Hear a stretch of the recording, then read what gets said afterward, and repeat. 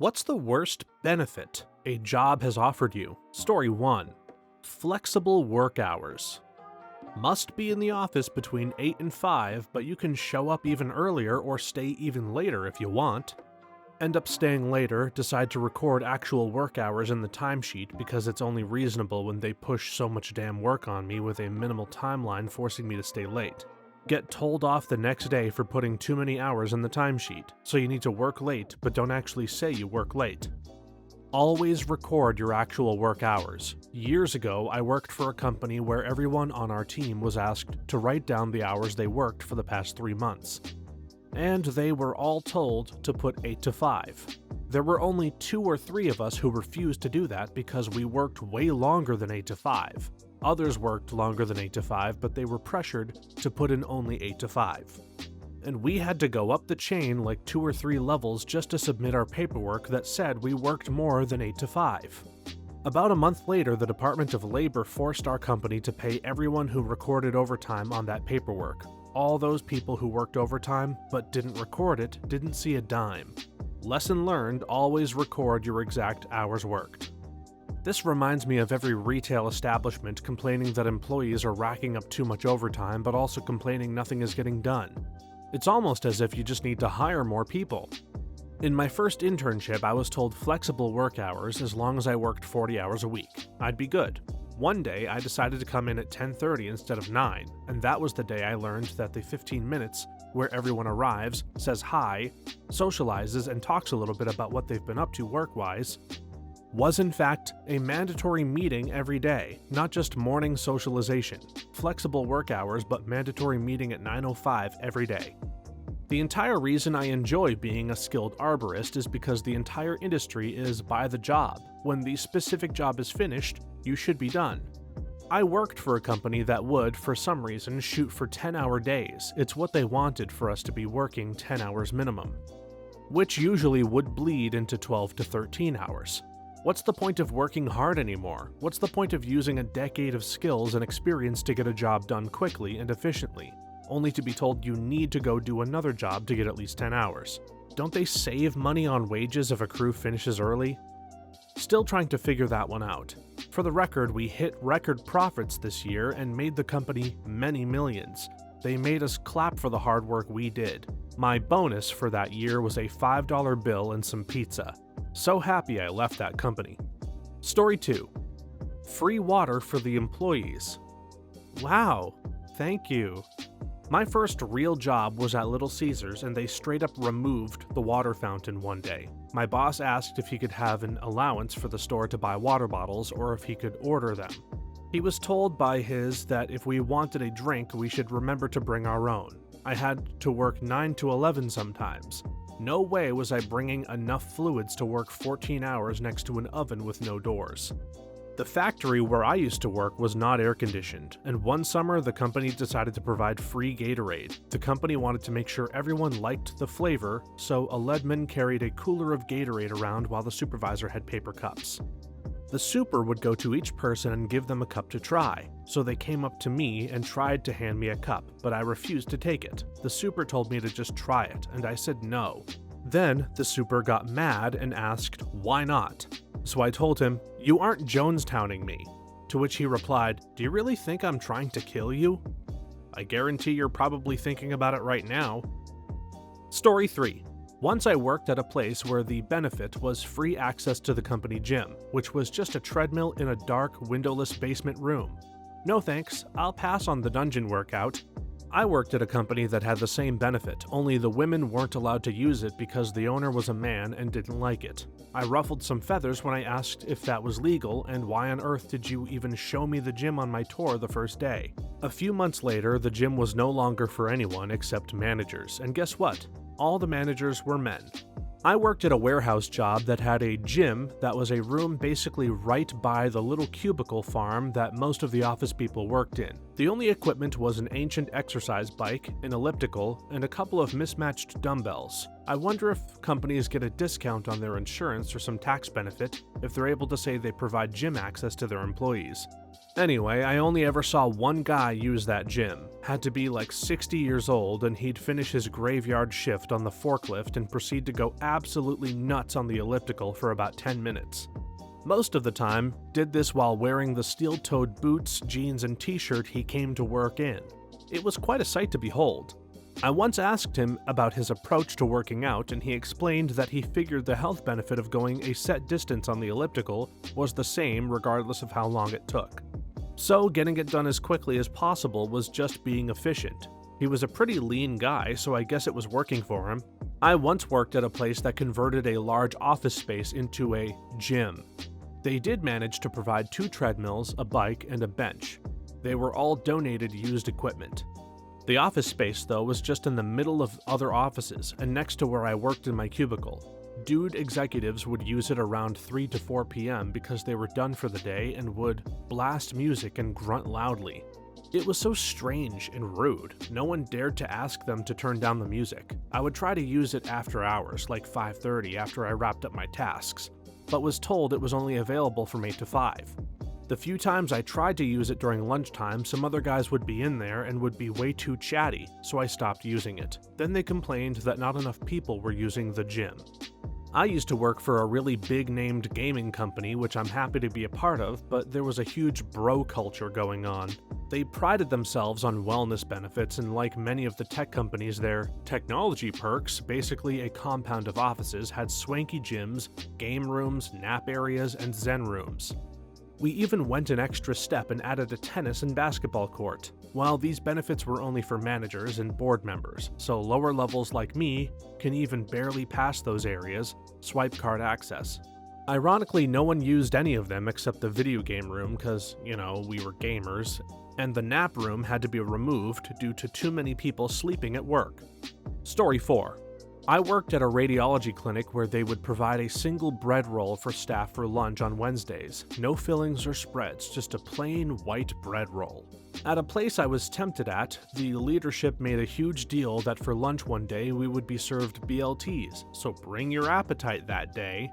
That day we went to the cafeteria and got served our BLTs, which were some pre-cooked frozen bacon warmed in a microwave, 1 leaf of almost limp lettuce, a very thinly sliced tomato between 2 pieces of very cheap bread, slathered with the thinnest layer of the cheapest mayo. People were rightfully pissed, and management was amazed why people were upset and hungry. My cousin said some finance company for their teacher retirement plan was coming in and promising lunch. She said you could smell popcorn and they were getting really hungry and looking forward to lunch. Lunch came, and it was just popcorn. My cousin was so upset she thought popcorn was a part of the lunch. No one packed lunch, and a teacher had to make a run to McDonald's to buy a bunch of burgers. A local radio station had the same thing happen. A restaurant said they were bringing them for lunch and showed up and made homemade guacamole, and that was it. How stupid can you be to blow off a radio station like that? They said the guac was really good, but they were planning on a meal, not a snack. Had something similar with a high-level cardiology office. They would buy chicken sandwiches, but they were the frozen cheap kind that we had to heat up. And when they bought it, what they meant was a rep paid for a large meal for them, and the rep would get us a box of frozen sandwiches. No one would touch them. They constantly went to waste. One year, the doctors all got together to buy gift cards for Christmas. 15 doctors with a staff of 50. We got $5 Walmart gift cards, and most weren't even active. Massively high turnover rate at that company for all sorts of different reasons, but the highest was the toxicity of the whole staff. Story 5. They signed a deal with a gas station chain. Employees would get a certain amount off on gasoline or diesel. This was paraded out with a full company meeting and everything. The price reduction was less than normal customers who got a card with that gas station chain. So they had spent months working out a deal that was worse than what anyone could get by signing up at the gas station chain's website. I work at a gas station and get taxed on my paycheck for fuel points as a perk of the job. To be fair, it's a better rate than what you get in the store. Just sucks for me because I can't drive. I just use my fuel points on customers that are struggling. You know, the people who put $1.79 on a pump and tell you they're just trying to get home. May as freaking well use them before they expire since I'm goddamn paying for it.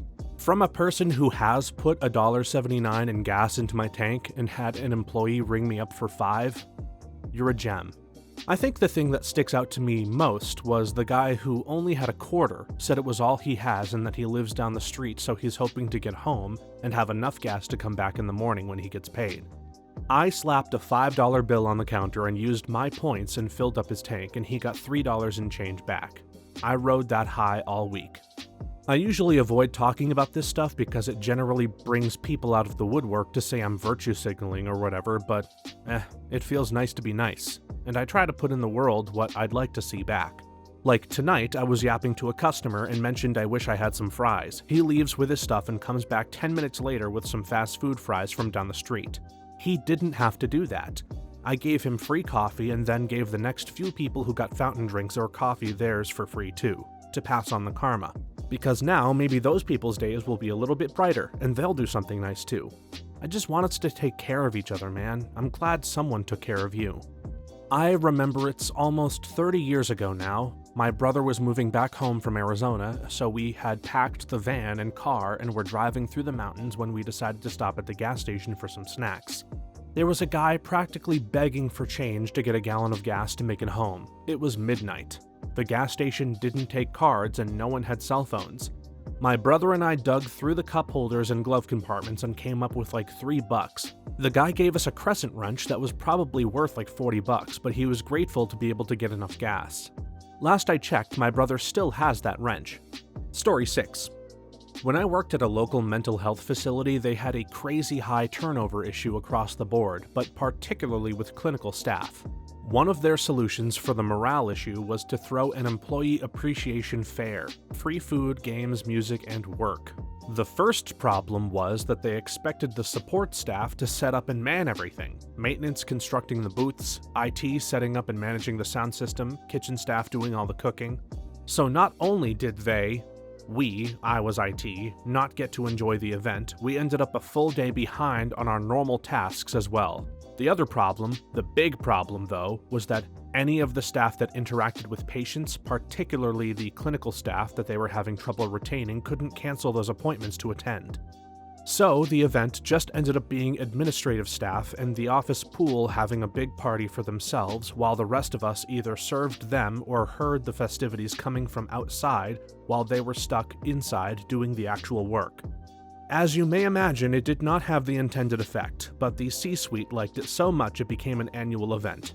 Having worked in mental health now in the NHS for over a decade, I have experienced this firsthand. New chief exec. Why is there such a high sickness rate and chronic staff shortage in mental health? We're underpaid, understaffed, and it's stressful. We'll do a job fair to make you feel appreciated. There will be lots of things like massages and healthy food. Oh, cool, so we get the day to attend? No. How about an hour? No, you can just use your lunch break. But it'll take us time to travel. You can use your 30-minute lunch break. So basically this was a party for the executives. I just don't know why no one else attended. I work in film and TV, and it's usually pretty typical at the end of a show for the production to buy crew gifts. These can range from pretty standard like t-shirts or coffee cups to expensive and thoughtful like embroidered jackets.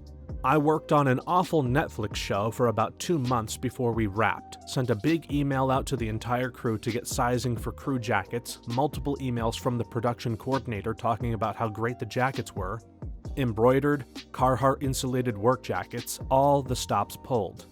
When the jackets arrived, 3 days before the end of the show, we didn't even know, because they didn't get jackets for the whole crew, only about a third of the crew. They were left boxed on a pallet in the loading bay of the studio, and then the only people informed, the office crew, took them all before anybody on the production crew was even notified. Now, I know regular crew gifts are basically unheard of outside of my industry, so I'm not going to complain if I don't get anything, because it's a nice perk, not something guaranteed by my deal memo or anything. But it's just freaking insulting to promise something that you then don't actually follow through on, especially with that show being the nightmare that it was.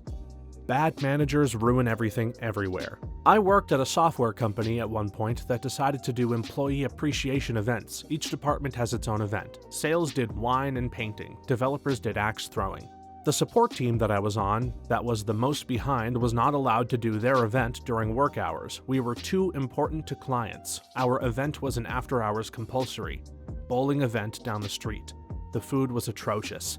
Management did not seem to understand that calling us the most important department while paying us the least and treating us the worst did not do wonders for morale. Had something similar, behavioral/mental health patients were mostly one-on-one and high risk. The company planned an event for staff among 5 to 6 of our sister facilities in the area. Due to turnover and low staffing, no one could attend, so they opened it to our patients, requiring us to take them there and told us our hours before it happened. They gave someone a credit card with a $200 budget when we got there and effectively turned it into a marketing ploy. We had to make everything up on the spot. Half of us couldn't attend due to some people having court-ordered rules against being around certain individuals, groups, or settings. A few patients attempted to elope, got into physical altercations, or went into panic mode and had to be escorted back to the facility. It was an absolutely horrible day, but a regional made sure to post pictures of the patients smiling before everything went down, promoting it as social enrichment. I worked in a university IT department. During a transition to a new president, they wanted him to have this grand welcome with a restaurant-style meal and a big ceremony.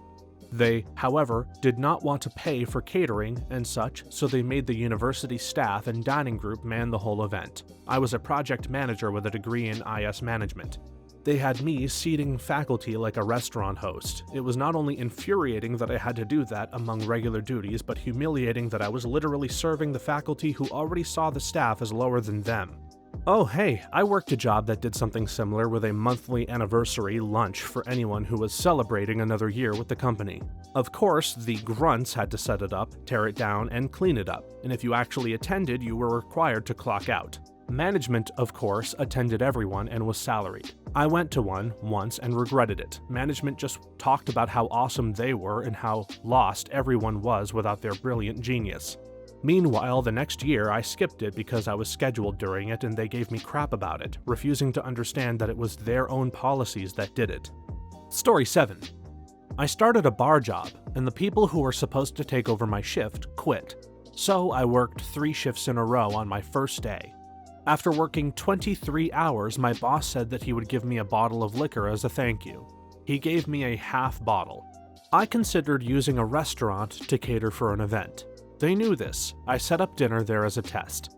The service was, to this day, the slowest I've ever had.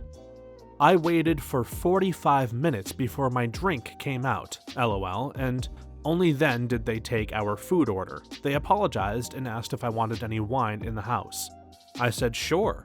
They walked over to a table that had just left and brought me their half-drunk bottle. My wife and I went on vacation to Maine a few months back. We're hook foodies, so she booked us a splurge excursion to one of those fancy restaurants that had optional seating at the chef's counter. Not my thing personally, but she loves that kind of crap and was super excited about it. Seating is at 8 p.m. We show up at 7:45 and are told to wait. At 8, we're told that it's running a bit late. At 8:20, we're told the people at the counter for the last seating have all been given their bill and it should be any minute. At 8:45, we're told that everyone has paid and it should just be a few minutes. At 9:15, my wife is ready to leave, but I also know that we're not getting decent food anywhere else, and she gets very hungry. So I convince her to wait a little bit longer. Yes, at this point we have spoken to them multiple times. At 9:30, we're offered a regular table if we'd like it. We're annoyed at this point, but I'm also really freaking hungry and just want to eat. At 9:45, we've already put in drink orders and our full menu order, and are in the middle of eating when they ask if we'd like to go to the counter and start the experience over with the other counter guests. We declined. A few things pissed me off about that night, but the thing that pissed me off the most, we both ordered 3 rounds of fancy drinks and a full prix-fixe menu. It was not a cheap night by any means, right at the perfect price point for fancy food before the portions get ridiculously small and stupid. At the very least, offer to comp my first round of drinks and, freaking apologize? My sister got obsessed with a celebrity restaurant in New York and got us all a reservation. We sat 45 minutes after our reservation at a very cramped table for our group. We order drinks and appetizers and the waiter starts rushing us for dinner orders. We order dinner because he's pushing us. We don't get drinks or apps for a long time, then it all comes out all at once. Apps, drinks, and entrees. Then, while we're eating, the host comes over and asks us to please hurry up because other reservations are waiting. What the fuck? I said this is a really expensive meal. Your service has been ridiculously poor and slow and we were seated 45 minutes late. Now you're rushing us to eat faster? He mumbled some excuse about the dining experience and left us alone, but 5 minutes later they came back and started trying to clear plates. We were still eating. We decided we weren't going to be rushed out and settled in to finish our dinner. My sister wanted to try some famous dessert they had, and when she tried to order, they said we had been there too long and they needed the table. She raised her voice and they backed off, but they didn't take any other orders for coffee or dessert and brought out only her dessert to a table they'd cleaned off already. It was such a miserable experience. I felt bad for my sister who really looked forward to it for a long time. Story 8. I told our HR person we were losing employees because of low pay. I showed examples of similar jobs that were paying 25% more at other firms. She told me that the casual work atmosphere was a huge benefit and should be taken into account. My response was that I could buy a lot of neckties for $10K a year. I resigned a few weeks later and they tried to counter the offer. Idiots. I just had something similar happen earlier this year. I pointed out that places in the same geographical and business area were typically 10 to 25% higher for comparable positions. Additionally, I ended up getting stonewalled as a senior employee who they refused to advance to management because they needed me where I was. It got so bad they just didn't fill the manager position because if they did, they knew it had to be me.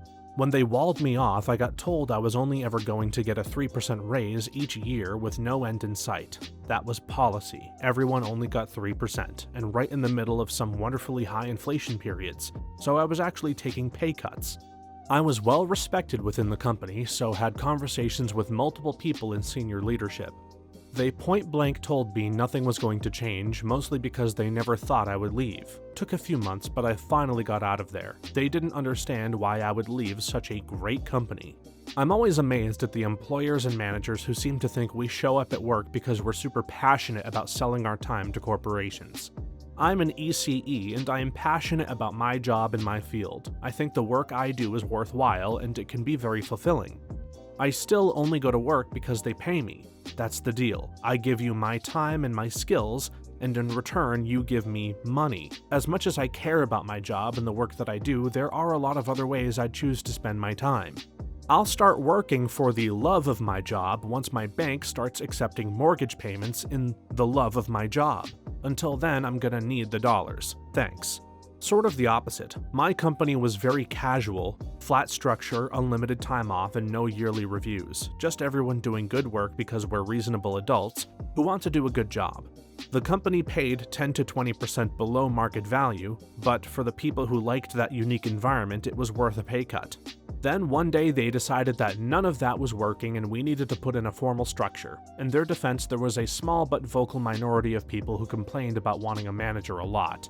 I'll never understand it. So they hired managers, implemented job titles, yearly reviews that are super involved but not helpful, and a whole handbook of new rules for employees.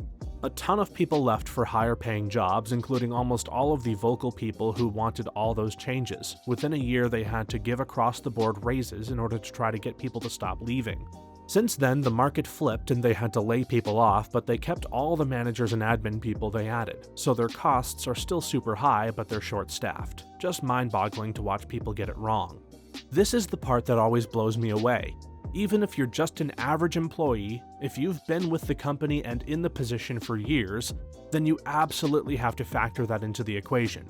Not only will you be spending more money and time to hire a replacement, gotta post the job, take applications, interview candidates, etc., 3 to 6 months usually, but then you're going to have to train that replacement and get them up to speed on their tasks, so you're losing another 1 to 3 months there as well.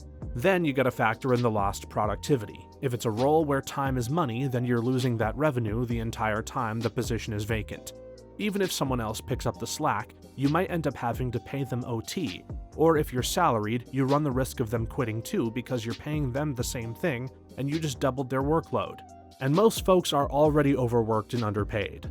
Plus, there's a good chance they're in touch with the previous employee who tells them how he's working less for $10K more. And oh, by the way, we have some openings here too. It is so freaking stupid and short-sighted, and it winds up costing the company 10 times what it would have to just pay the damn guy what he was worth. I've worked for a couple of idiots like this in IT, and it's just painful how little these middle management douchebags understand about what is really keeping their company running smoothly. They refuse pay raises, they hire less qualified people into positions above you, and then are surprised when you walk. Woe be upon the manager who loses an IT guy who's been there for 5 to 10 years. Not only do they know where all the skeletons are buried, they know all the crap that is in flux, all the crap that is duct taped together, how all of the systems tie together, etc. But they never listen, they never appreciate, so it's sort of satisfying to mic drop and then have a friend on the inside recount the chaos that ensues. Story 9. I work as a waitress right now, and we are allowed free tap water, cold or hot. Back when I worked in restaurants, we got free meals before and after our service, and that was standard. I worked in restaurants because I knew I would always be able to eat. Your generation is being screwed over in so many ways by mine that I feel seriously ashamed. Story 10. Worked at an Amazon warehouse, and management told us we were the most efficient warehouse in the entire national system during peak on some metrics, and we'll be getting a prize soon. In February, someone writes on the suggestion board asking what the prize is going to be, and they reply it's on its way now. The prize was that one of our Kiva bots that delivers the shelves to our workstations will be autographed by Jeff Bezos. He never actually came to our warehouse, so they probably printed a sticker and put it on one of the machines. So every once in a while, we will get to see the great signature on the robot that delivers us tasks. Jeff makes $985 per second. Let's say it takes 2 seconds to sign his name, so that's $1,970 worth of his time to sign his name. Then, let's say that it takes 20 seconds for an employee to remind him of the prize and to sign. So would your team rather have the $21,670 or his signature on a piece of company equipment? I think we all know the answer to that question, and the answer is that he will tell the team to go screw themselves and keep the money in his wallet, rather than share a pittance of his $242,500 million wealth. Also, just for good measure, Amazon has 1.5 million employees. If his wealth were distributed equally to all of them, each person would receive $161,666. The hourly rate of an average American employee is $35.61, so an average employee would have to work 4,540 hours, not including removal of tax, etc., to earn $161K. So, society has decided Jeff is worth as much as 6,809,884,863 hours of the average working American. An average American's lifespan is 678,900 hours. That means Jeff's life has been determined to be worth more than the lives of 10,030 average people. Eat the rich. Story 11. Staff Appreciation Barbecue, to which all the staff was invited, but we still had to cook for all 300 employees. Everyone got to go but the kitchen staff, and they never made it up to us. I worked for a company that had like 35 office staff and 100 technicians. The CEO wanted to give a Christmas gift, so he took 27 of the office staff and 25 technicians to an overnight stay to see Metallica in concert. There was no contest, he just picked who he liked, and on the day of the concert, they bought pre-packaged Christmas cookies from Walmart for the leftover people. Similar, I was invited to a concert as a reward for hard work. Sounded fun. The day the boss sent us an email letting us know that the tickets were each $150 to be deducted from our paychecks. They would do similar things for gifts from the company, like if someone had a child, they'd give them a stroller or something. The thing was, they were dividing up the cost and taking it out of everyone else's check.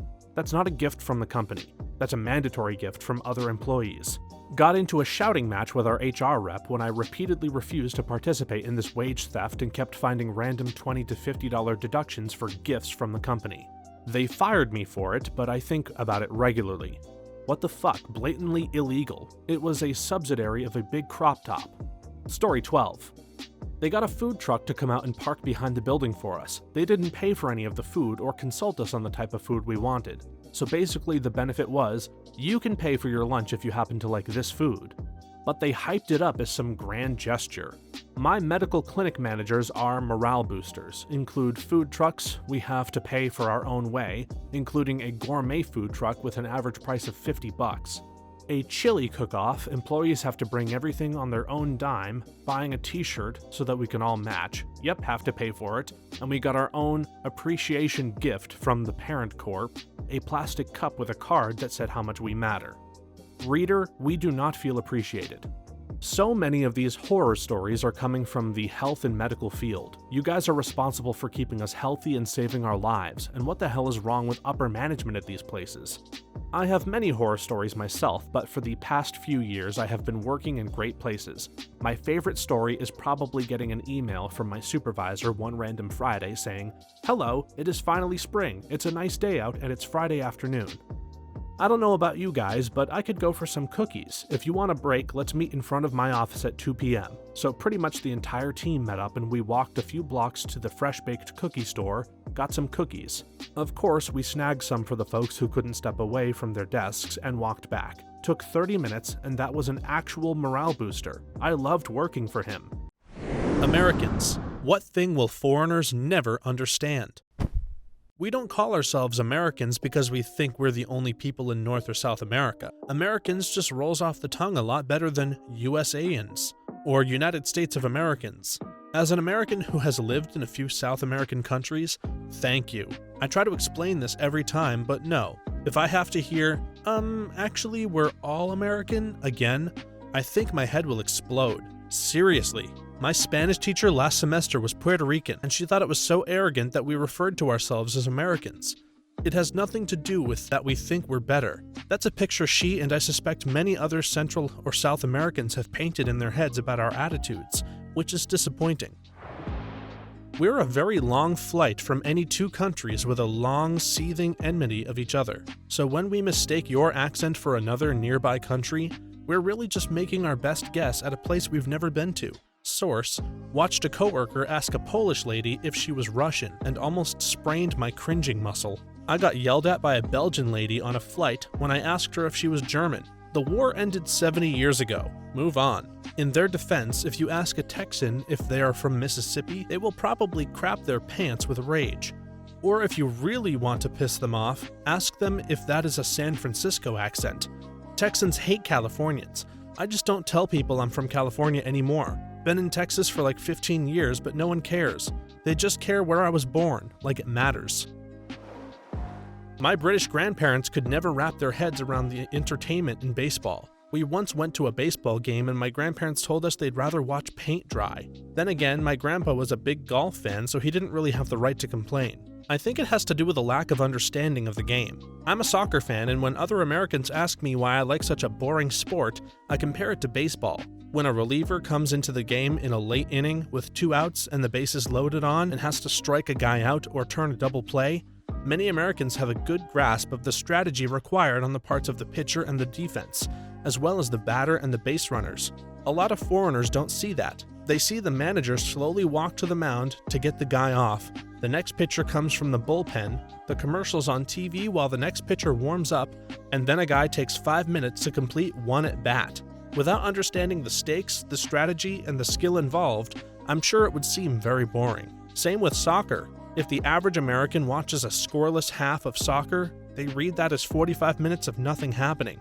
That may not be the case, but most simply don't understand the tactics, strategy, and skill of the players on the pitch. My boss took a visitor from the UK to a local minor league game one time. It ended in a walk-off balk. Pretty sure that's the last game he'll ever see. I've watched soccer before too, and the announcer will get excited about something that happened and I have no idea why.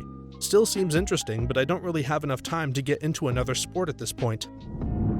Yes, I actually do want to know how your trip is going, and where you're from, and how long you'll be visiting the US, and how you like it so far. And you probably should know that the weather around here is unusually warm for this time of year, so that's pretty lucky. Makes sightseeing easier. You should check out the Liberty Bell if you get a chance.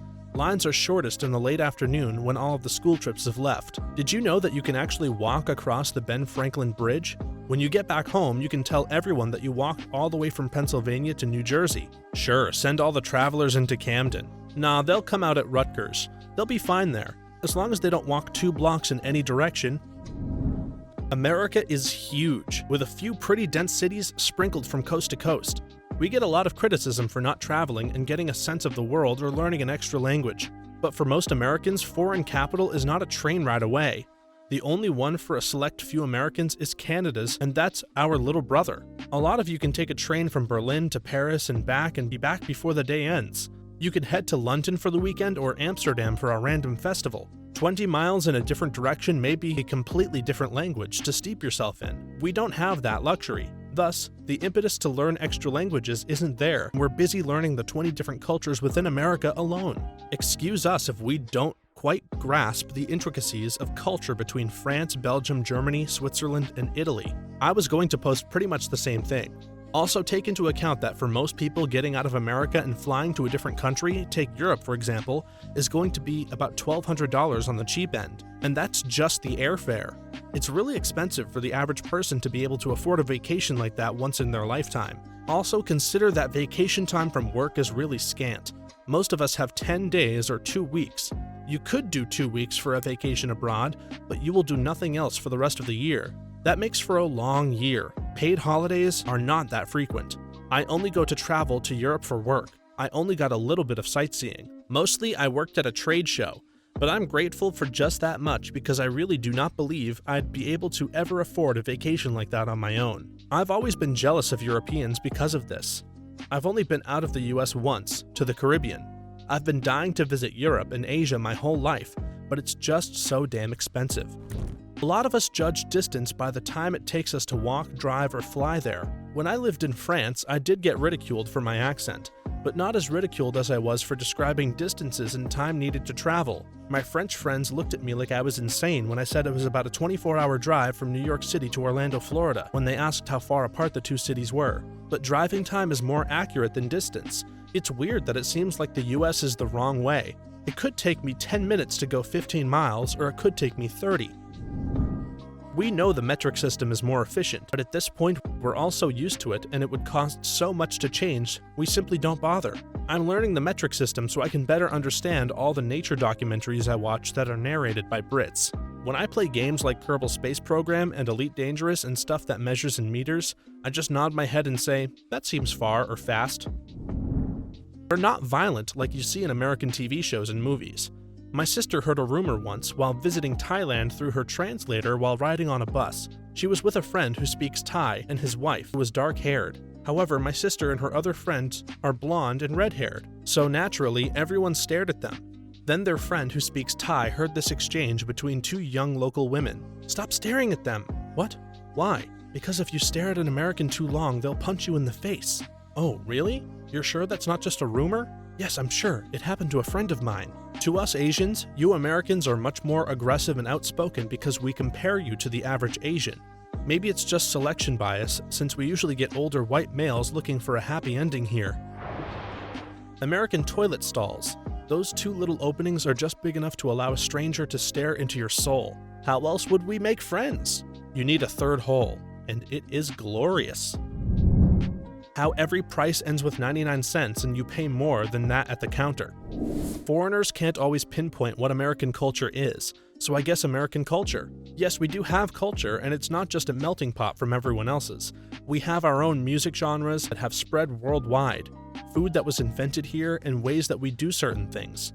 Native Americans had their own culture to start with, and then it progressed as more people came. When you share a whole crap ton of ideas, you tend to come up with a few yourself. Then, you get American culture. Also, American culture isn't universal. There are major differences between New England and Southeast, California, the other Western states, and the Midwest. If you're in America, you'll get a quick coffee from a Starbucks. Unless you're in New England, where you will go to Dunkin' Donuts and also get a delicious pastry and maybe some clam chowder, because we are all actually the stereotypes that you expect here, especially in Connecticut. I have a fear of asking someone what language they speak if I hear them speaking something other than English. I assume if a European hears someone else speaking another language in their country, they can pinpoint which one it is within seconds. But for me, I need to linguistically analyze it. Interesting one. It's going to depend a lot on which country they're from, which others they neighbor, and which languages they're familiar with. The Dutch all seem to be annoyingly fluent from birth in multiple European languages. Also somewhat true of many Scandinavians, while the British are notoriously bad about learning anything much more than schoolboy French. That said, what kinds of languages are we talking about pinpointing here? Take Britain, for example, partly because that's the closest analog to the US in this sense, partly because that's what I'm familiar with. Most Brits have a basic grasp of the sounds, accents, and intonations of some of the major Western European languages and will immediately recognize those. Even overhearing just a phrase or two while wandering past a group of tourists, French, German, Italian, Spanish, you'd be able to discern those?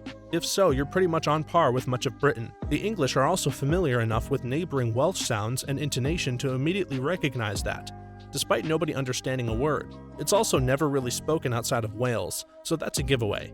But even if it were, we'd be able to identify it. I'm guessing the same is true for Irish, Scots, Gaelic for Brits in Northern Ireland, Scotland, respectively. Dutch and Swedish would be less readily recognized, but some Brits would figure it out after a moment of careful listening. You might be able to add Polish to the list, since the UK has received a large number of Polish immigrants over the past 10 years. Though I haven't lived there since then, so I couldn't, and would argue it probably falls under grouping problem below. Beyond that, most Brits would struggle. Most would hear Portuguese and assume it's Spanish, probably including me, unless they speak some Spanish. And they aren't going to be able to distinguish between different languages within the same group. At least not easily. Most Scandinavian languages, and certainly Slavic languages, probably including Polish, are essentially indistinguishable to most Brits. And that covers a lot of Europe, a lot of people, and a lot of languages. How big America is. My wife and I took 5 weeks last summer to camp and travel, over 5,000 miles round trip to Grand Canyon and back. The size of the country is hard for some people to grasp. I drove to the Grand Canyon from Pennsylvania. While I was there, I met a very nice couple from the Netherlands. They were astonished when I told them it took me 2.5 days to get there while driving 9 to 11 hours a day. Apparently, they could start at the center of their country and 3 hours later be crossing a border to a completely different country or something to that effect. Belgian here. The size of the USA does sound a bit daunting to me. I'm quite surprised how far and how long you people are willing to drive to get from A to B. Every weekend I travel from my college dorm in the center of my country to my parents' house at the northern border. It takes me about an hour. You can easily cross all of Belgium from north to south in 2 hours if you take the right highways, and if you get lucky with traffic. American football is like a game of chess where half of the game is being played in between the actual plays on the field. Players substitute on every play not because football players are weak or not conditioned well enough to play for extended periods of time, but because certain offense lineups require different players to be successful. You don't want 4 200-pound wide receivers lined up for a power run on the goal line. You bring in extra 250 to 300-pound linemen, tight ends, fullbacks for that. And I think it has gotten so popular not because of its violent nature of it, but because the games occur on very consistent basis. Every Saturday for college and Sunday for pro with few exceptions. Game days are a tradition at this point. I see it more like a battle. QB is the general calling the shots. Linemen advance the front or tactically pull it back while protecting the general. Wide receiver and running back are special forces flanking the enemy or sneaking through the line. And the defense, well, defending. For me, it's the best game because there's only 16 games to watch to follow my team, and perhaps a few more if, well, who am I kidding? I'm a Jets fan. Consider yourself lucky. Sometimes it's difficult or downright exhausting to continuously follow your favorite team through the playoffs and all the way to the Super Bowl 7 times within the last 15 years. The Pledge of Allegiance only sounds horrifying and dystopian if you're learning about it as an adult. Kids in the US start reciting it before they even know or care what it means, and so even as they get older, they very rarely pay attention to what they're saying. They're just going through the motions so that they aren't that edgy kid who doesn't say the pledge. So many foreigners are absolutely appalled when they learn about the pledge, and don't seem to get that it's just empty words, part of the morning routine. I work in schools, and the pledge for kids and teachers isn't so much about the words themselves as it is about a signal that the day is about to start. The kids come in from the outside all crazy and wild, but as soon as the pledge starts, it's a sign that they need to calm down and get ready to learn. Some schools I've worked in have replaced the pledge with some kind of school motto or slogan. The pledge is less about the actual words being said and about having a structure that kids will recognize to keep the school day moving along. At my school, we have a moment of silence every morning for this exact reason. It isn't terrible here. You're unlikely to be shot unless you are somehow involved in significant criminal activity. and parts of our country really don't have working or useful public transit. To add on to that, many places are too sparsely populated and too sprawled out for mass transit to work. Yes, I had to explain to someone once that while they could certainly drive from LA to San Francisco in a day, a quick detour to see Yosemite probably wasn't a good idea. Distances here are enormous.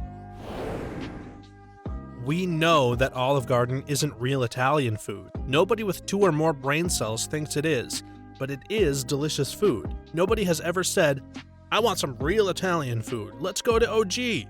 We go there because the nonsense they shove in our faces is goddamn delicious. Same with Taco Bell. In the more southern states, sadly I've met actual people from New England that thought Taco Bell was authentic Mexican food. As a Californian, I felt sad for them. Apparently that we're not all fat and annoying. Can't tell you how many Brits and other Euros think we're all just a bunch of fat idiots. Some of us are, most of us are not. As a Minnesotan, they just think I'm Canadian. Excessive amounts of cheese.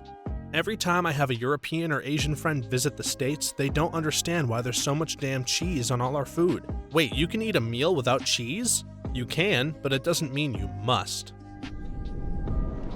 If I drive from Philadelphia, Pennsylvania to Erie, Pennsylvania, it's about a 6-hour drive, yet I've never left the state. If you do that in Europe, I can't even imagine how many countries I could drive through. On the same topic of transportation, I don't think foreigners will ever understand how we tolerate our terrible infrastructure and public transportation.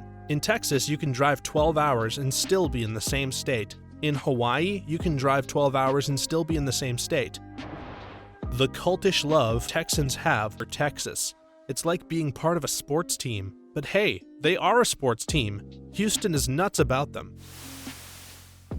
The mentality of minorities and blacks here. I'm American-born, but my family is African. So many non-American blacks don't understand the complex history of race relations in the US and think that we focus too much on race, but they don't have the same history. They tell black Americans how to act when they themselves haven't taken the time to understand what's going on. I watched a documentary about black British soldiers from Jamaica who worked with white American soldiers during World War II. The white Americans expected the black Brits to submit to them like black Americans often did when they taunted them.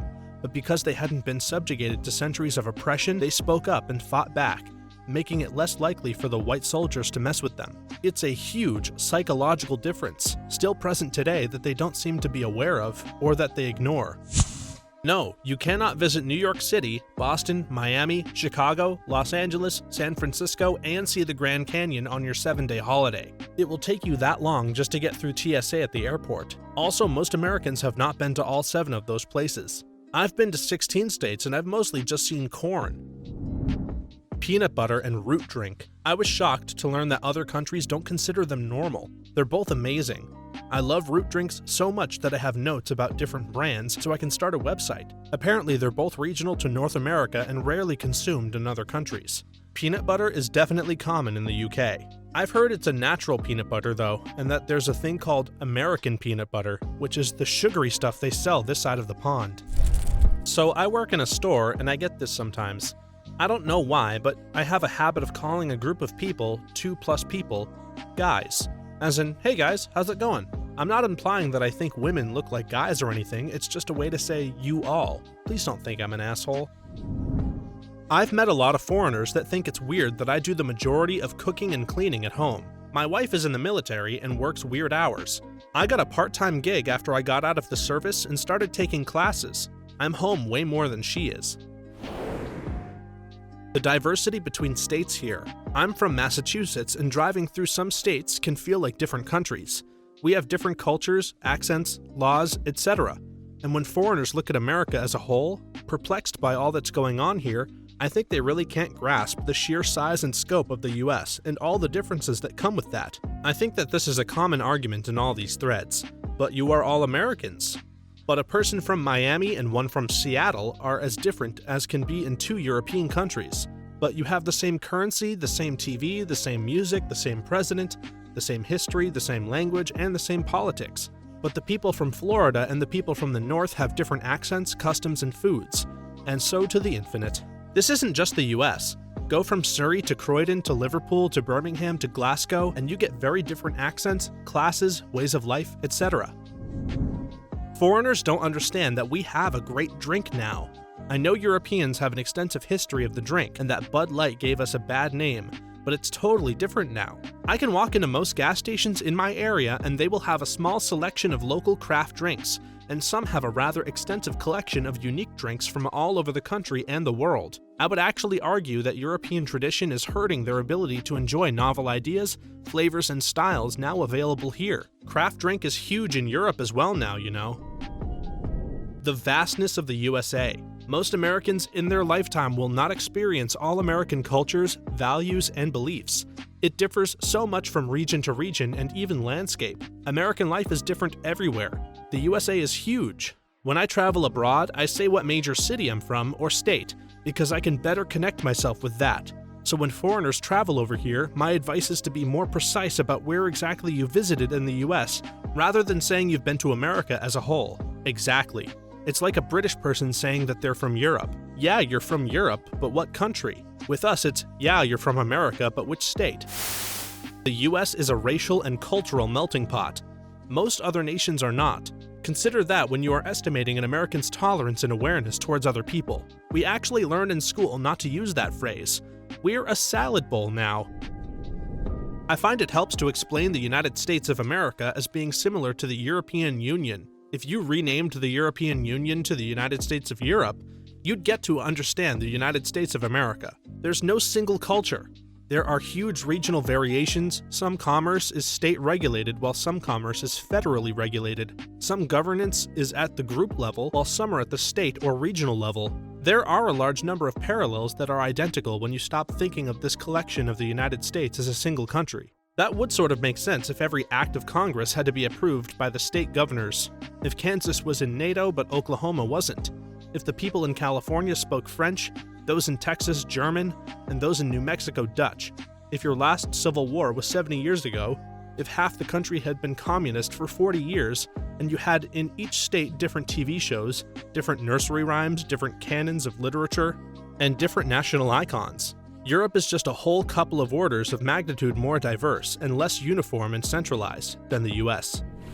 Tipping a waiter correctly. While working as a cashier during college, I had a German try to tip me for bagging his groceries. He was so flustered and worried about making sure he wasn't ripping me off. I laughed and returned his money. When he tried to tell me I should go to university or trade school rather than settle as a cashier, I explained that I was working my way through school. His whole family looked shocked and horrified when I explained the cheap cost of going to my school and how great it was to avoid going into debt for school. It's called a cookie, not a biscuit. A line, not a cue. It's called French fries, not chips. Oh, and mate means sexual partner, not a friend. So stop hitting on me. I love my Aussie and Brit military counterparts. Your uniforms look ridiculous, but I envy that you can wear tactical shorts in the scorching heat. We aren't all fat and out of shape. Round is a shape. When we say, "How are you doing?" we only expect a, "Yeah, fine, thanks, and you?" and nothing more. It's just a greeting here. Part of the reason we don't visit other countries as often, in addition to the long flight, is that we have domestic options for almost every conceivable activity. If you live in Belgium, you might go to the south of France for the beach, Switzerland for skiing, Italy for winery tours, Croatia for the lakes, London for theater and museums, and Monaco for gambling. If you live in the US, you've got Florida for beaches, Colorado for skiing, California for wineries, Oregon for Crater Lake, New York for theater and museums, and Las Vegas for gambling. It's already cheaper for us to go to any of these places, which have comparable reputations to the European destinations, and we don't have to have any fluency in another language. It's far easier for us to just stay here. Really, you can find all that in California alone. Thanks for watching until the end. What is a loophole you found out and exploited to the max? I received a coupon from Papa John's in the mail that said something along the lines of, "Sorry you weren't happy with your last experience with us. Please use the attached coupon for a free large one-topping on us." I didn't file any complaints and had no idea where this thing came from, but the place I was living had no decent pizza delivery options, so I did occasionally order from Papa John's. I figured it was just a promo or a mistake, but whatever. Free pizza is free pizza. I ordered on the phone, told them I had a coupon, and got my free pizza, but they never took the coupon. For about 3 months, I ordered a large pepperoni once or twice a week. Told them I had a coupon and got the pizza for free without ever having to actually present a coupon. Finally, on like the 20-something free pizza, they had written in giant black Sharpie on the box, "Get coupon."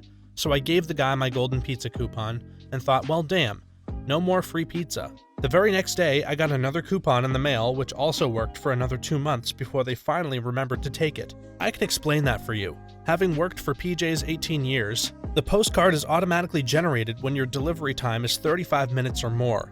It states, "Your last order did not meet our timely standards." Then it's mailed out by the marketing department. There's a one-time use code on there for online orders too. Eventually, someone at the store will notice and put a note on your account for "No more free, get coupon," and your free ride is over.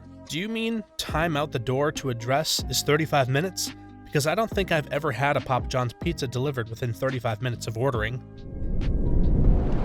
My old job was supposed to be salaried, but HR made a mistake and made me an hourly worker with 40 hours a week. My old job required a lot of work and a lot of overtime during Q1 and holiday season. During that time, I would do 70+ hours of overtime for weeks at a time. 40 to 50 was 1.5 times, 50 to 60 was 2 times, and 60+ was 2.5 times my hourly. I was supposed to make 55 to 58K like my peers. I ended up with 90K plus. Nice. Salary employment is one of the biggest scams there is. Not for those of us that regularly work less than 40 hours, salary is awesome for me. This was back when you actually needed long-distance phone service to call beyond the city limits. I received a letter in the mail from one of the companies for $100 if I changed my service. I didn't make calls, so it didn't matter, so I switched. About a month later, my old company offers me $100 to switch back, and since there weren't any limitations, I switched back. A month later, the other company offers me another $100 to switch back to them, so I did, and about 2 months after that, the original company offers me another $100 to go back to them. In about 6 months, I made $400 and never made a single long-distance call. Hello, sir. Would you like some free money? Ordering online from a certain pizza place, they added a feature to their website of repeat a past order. Well, remember that one time they had a special of $7 for a large that normally cost $14? Yeah, I repeated that past order for about 2 years. $7 every time. They've now fixed it so special deals don't continue to apply. The Papa John's near me had a coupon code for $10 on any pizza, but it was only supposed to work Monday through Wednesday.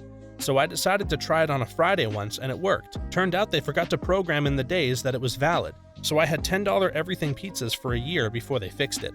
I bought so much pizza in my 20s that I have a ton of free pizza rewards.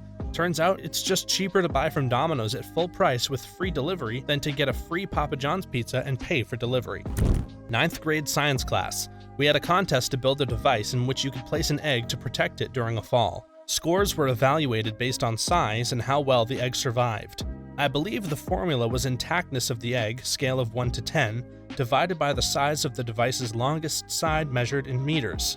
Most people built elaborate devices that net scores around 100. The number 2 winner was 112. I took a tiny piece of tape and stuck it to the egg. I scored 12,000. The next year they changed it so the egg's integrity was calculated on a scale starting with 0. Scores 12,000 on egg drop assignment. Doesn't need to worry about classwork for the rest of the grading period. This essentially happened to me in the 8th grade English. The teacher gave extra credit based on taking quizzes on books you had read. As an avid reader who had read hundreds of books that were in the Quiz Bank, a program on the library computers, I took 100 or so of the quizzes at 10 questions each, got my grade percentage up to like 450%, then did nothing for the rest of the year and got 212% final grade. On a semi-related note, I also scammed my 7th grade Spanish class.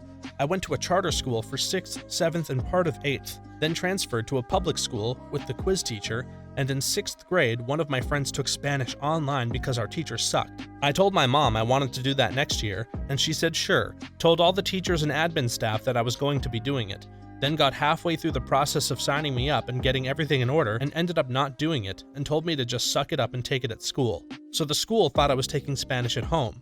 My mom thought I was taking it at school. And I really was playing computer games on the school laptops every Spanish period. Also, the Spanish teacher must not have known what to do when she was giving out grades, so she just entered a 100% for mine.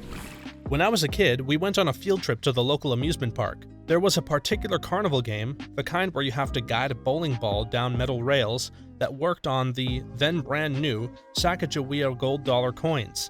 They had a change machine right there to help you change your dollars for them. Well, the machine was clearly a converted machine that used to change dollar bills for quarters, because for every $1 bill you put in, it spat out $4 coins. I put every dollar I had in it, and then I went to get change for my larger bills. When I got back, there was an older man doing the same thing. He tried to shoo me away, but I told him if he didn't share the wealth, I'd report him, so he let me get some more.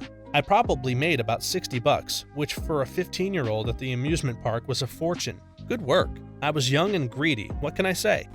This wasn't my first time doing this, but in 2014, Sears and Kmart had a patch kit that you could buy online for $15, but gave you $30 back in points. After you had points, you could pay for another with all but 1 penny in points and get another $30 in points. You could also buy multiples at once. Over $10,000 in patch kits later, I had 2 new TVs, a full new electric tool set, and about $3,000 in tablets I sold to pay for an awesome Christmas for my family. I called it the Great Sears Heist of 2014. Sears has somewhat caught on to these things now, so you can't do it anymore. But what a crazy 2 to 3 years it was. By the way, I also got around 500 patch kits in the mail, couldn't believe they actually shipped all of them. Was hilarious. You used to be able to buy RuneScape membership with your mobile phone. I don't know if you still can. So I would go to an AT&T store at the mall, use their phone to buy 3 or 4 memberships and trade the confirmation code for in-game currency. I used to go to the AT&T store at my mall and max out the 110 monthly limit set on the phones. For 3 months I was rich as hell on RuneScape. I had all the coins I could ever need on Habbo Hotel, until one day I went into the store and all the employees looked at me. I tried using the phone, but they caught onto me and blocked purchases from the cell phones. You flew too close to the sun, comrade. If any class has homework that involves watching a documentary online and then answering questions about it, you can probably find the script online and then just Control F to search through the script to find your questions. For one of my college classes, every week we had to watch 1 or 2 documentaries that were normally about an hour long. Ain't nobody got time for that. Also works for TED Talks. My company had a matching gift program up to $5,000. My son was in private school. I paid his tuition to a non-profit that just sent the money to the school. My company matched the gift and effectively paid the other half of his tuition, and this gift was tax deductible. Single mamas gotta hustle. What non-profit sends the money to the school? Is it a general one, or one just for that school? The school was very small and run/owned by this very wealthy lady. Most of the kids who attended were on scholarships of some sort. Very few actually paid full or any tuition. I had to pay full tuition because of my income, but it was still way too expensive for me. One day, I got an email telling us that my company had doubled the max matching gift. Something dinged in my head and I decided to call the school to see if they were a non-profit. They were not. I explained what I was trying to accomplish and was told they had a sister organization that handled their scholarships. Since they really wanted my cash, they called the lady at the non-profit org and set me up for free. Way back in the early days of Chipotle, they teamed up with my local movie theater, and anytime you went to a movie and brought the ticket to Chipotle, then boom, free burrito. Well, me and my craphead friends jumped on this almost immediately. We hounded the people who left the movie theaters for their used tickets. We looked on the ground outside of the theater, we even looked through the top layer of the trash. For like 4 months, I ate Chipotle every damn meal, and for free. The day after Chipotle was closed for E. coli, or Ebola, or whatever, I went to get my free burrito. It was the company's apology for the inconvenience of being closed the day prior. Well, there was a metal staple in my burrito. I brought it up with the staff, and the owner apologized and gave me cards for 5 free burritos. I filled out an incident report and got a call from corporate later that day. They sent me another 5 vouchers for free burritos. Not really a loophole, but I got 10 free burritos because there was a staple in my free burrito. There was this vending machine at my school that made hot cocoa. I was bored and pressed every button on it. Apparently one button worked without paying, so every morning I went to school and pressed the button. It worked from last year until now. Some people noticed it and also took advantage, so it was finally repaired. My school has a vending machine just like this, except with candy and chips. If you pressed one particular button, not only would it give you the food in that slot, but it would also drop a couple of dimes into the change slot. They just fixed it a couple of months ago. Such a depressing day in my life. I once owned a large vending machine. I would put candy and chips that had reached their expiration date or ones that would reach it before I would restock it again in a free slot. I didn't announce that the slot was free. In the state I had the vending machine in, you're not legally allowed to sell expired candy, so I gave it away rather than eat it myself. People knew about and shared the secret of the vending machine. but because of it, I made more money than I lost, and eventually had no use for the expired candy row, because the machine had become so popular around the office building. A restaurant near me has a salad bar. I like eating off the salad bar. Unfortunately, it costs $11 with a beverage. The same restaurant also has their own version of a Big Mac and sells it as a combo, one side, one beverage, and one sandwich for like $8. The restaurant allows you to substitute a side dish for the salad bar for $2. Overall, I save $1 by adding a burger to my order. Usually, I just take the burger home and eat it later.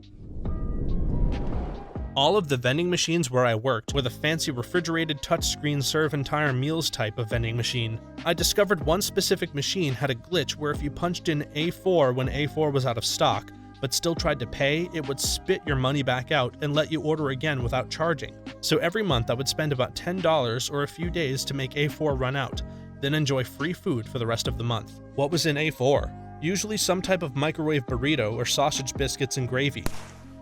When I was a kid, Hostess snack cakes and fruit pies had a promotion where every game piece that came with them was a potential winner. You had to scratch off 3 of the 6 spots and get 3 that were winners. 3 were winners and the other 3 were void. I figured out that if you held the game piece up to a bright light bulb, you could tell which ones had X's, and I'd scratch off the ones that didn't. I ate so many free fruit pies that summer. My brother worked as a manager for a KFC. One day, he brought home about 1,000 of these scratch-off tickets.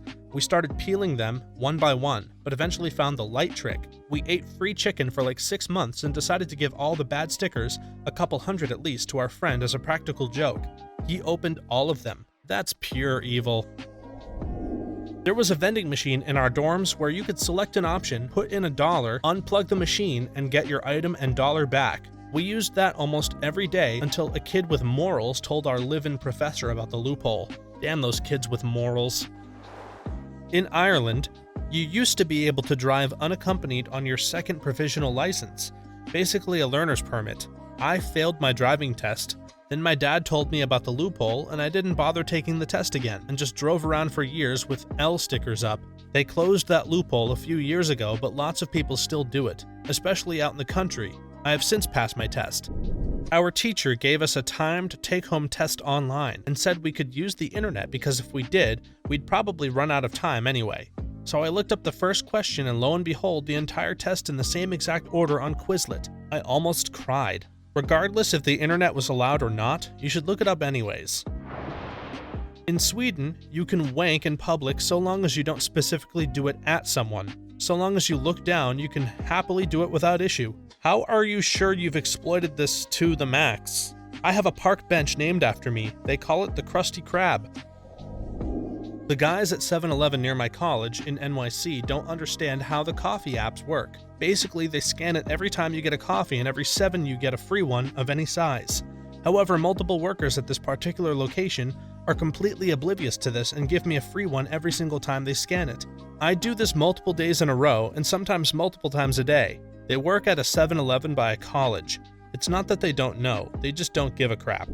By law, if you send a cease and desist to a bill collector, they have to stop calling you. They owe you $500 for each call they send out after that cease and desist is given. A bill collector robocalling system didn't stop calling me if I had the phone off, and no voicemail service was configured. I had a lawyer send a cease and desist at 5:29 p.m. on a Friday of a 3-day weekend via fax and turned my brand new no voicemail configured phone off. And that is how I paid my student loans. How did you determine that they'd called you with the phone off and no voicemail configured? To my knowledge, my phone won't show me a log of who's called at what time while the phone is switched off. I'm gonna try that now, actually. I was, at the time, an automation engineer for a major telecom, so I had a hint on how it worked. That, and I looked at the call records. Verizon had a deal where if you switch over a line from another carrier and give them your smartphone, you get 2 additional gigabytes of data per line and a smartphone. All 4 of my family members had newer iPhones, but instead of trading those in, we went to Walmart and bought 4 smartphones for $30 each and traded those in without even taking them out of the packaging. Saved a bunch of money, kept our nice phones, and got 8 gigabytes of free data, and got 4 new smartphones for free. When I worked at Metro PCS, we had a deal where you'd get a pretty good smartphone for free if you switched from another carrier. We were actually encouraged to tell people to go to Walmart or the Dollar Tree, buy the $20 track phone, activate it, and then switch that number to our service to get the discount. Found I could dial all the numbers but one on a business phone, 4 lines at the frat, and then put it on hold. Did this with all 4 lines. When the radio station said the 6th caller gets the concert tickets, hit the flasher and dialed the last number. I rang right through, so I tied up AT&T computers and won a bunch of prizes that year. Fun fact, calls come in so fast there's no way to pick the 6th one, it's just said for effect.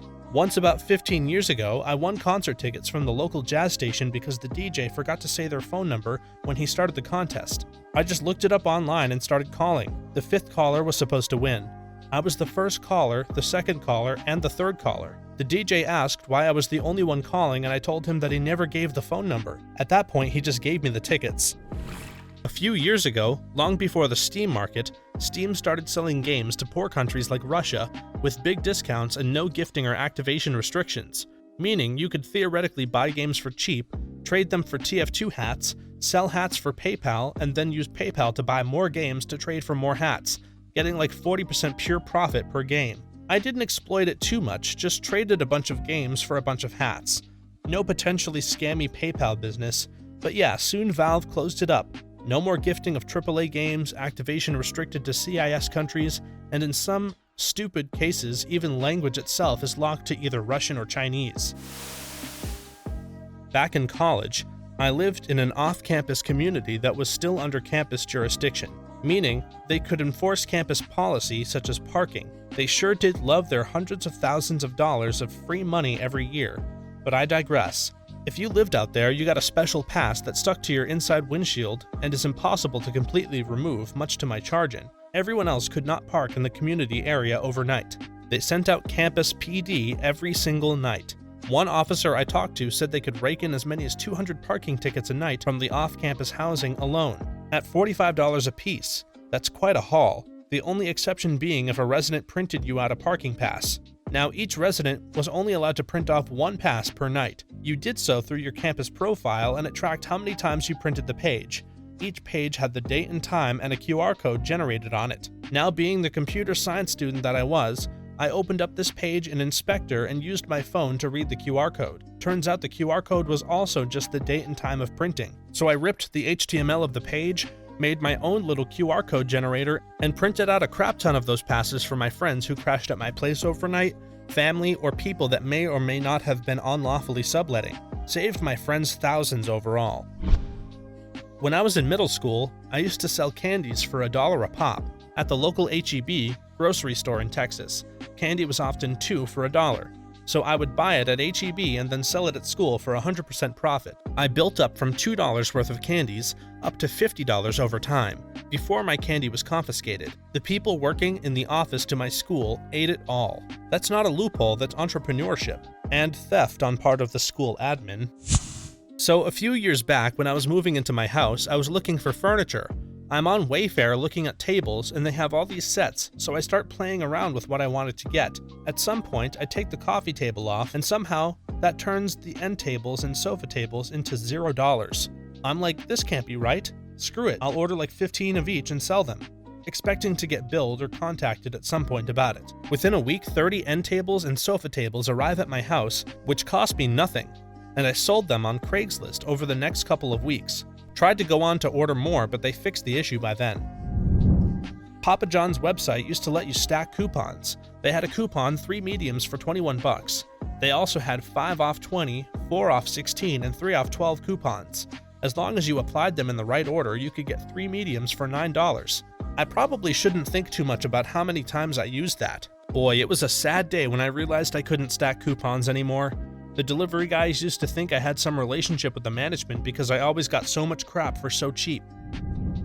SOJ arbitrage back in the day, Diablo 2. For those that don't know, there was this ring everyone wanted to be called SOJ, Stone of Jordan, that was basically the currency of the game. It was accepted in trade for pretty much anything you wanted to buy. The only way to get it besides trading for it with another player was to find it or gamble for it in-game. But there was a catch. You had to get 2 other rings first. Those rings, if you wanted to trade for them, went for about 1 SOJ for the pair. Now enter eBay. On eBay, SOJ sold for $10 at the time, but the other pair went for $20 to $25. So, when I got my first pair of M&N, I didn't start gambling SOJs like everyone else. I sold them and used the money to buy 2 SOJ. I then traded one for a new M&N and kept the other as pure profit. This continued for a while. I was taking a finance class in college, and the teacher was a PhD student.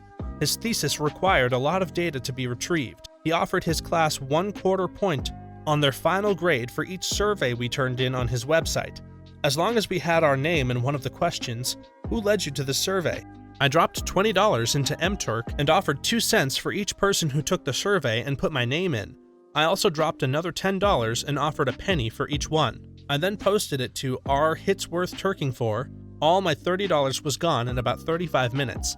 I ended the class with a crazy high score and got an A+ to boost my GPA. There's something about this being a finance class that makes it all the more glorious. When I was in college, I procrastinated on a paper or something that had to be emailed to the professor.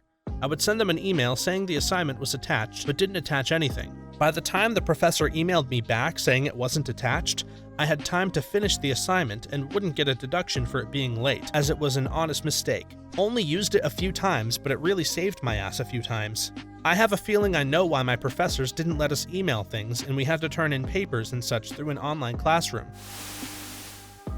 You can view as many articles as you want on news websites with article view limits, example given New York Times, by using incognito or private modes in your browsers. New York Times limits you to 10 articles, but once you reach that amount, just close and open again in incognito. These news websites tally the numbers of articles that you've read with cookies, which is why incognito mode works.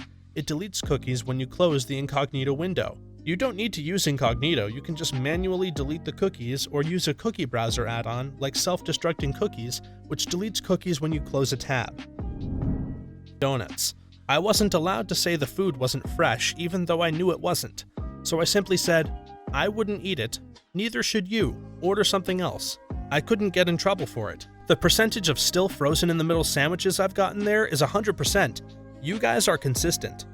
What's something that people turn into their whole personality? Here in the Netherlands, people who live in Amsterdam base their personality on Amsterdam. People move to Colorado and Colorado becomes their personality. They buy a Jeep or a Subaru and plaster mountain life all over everything they own.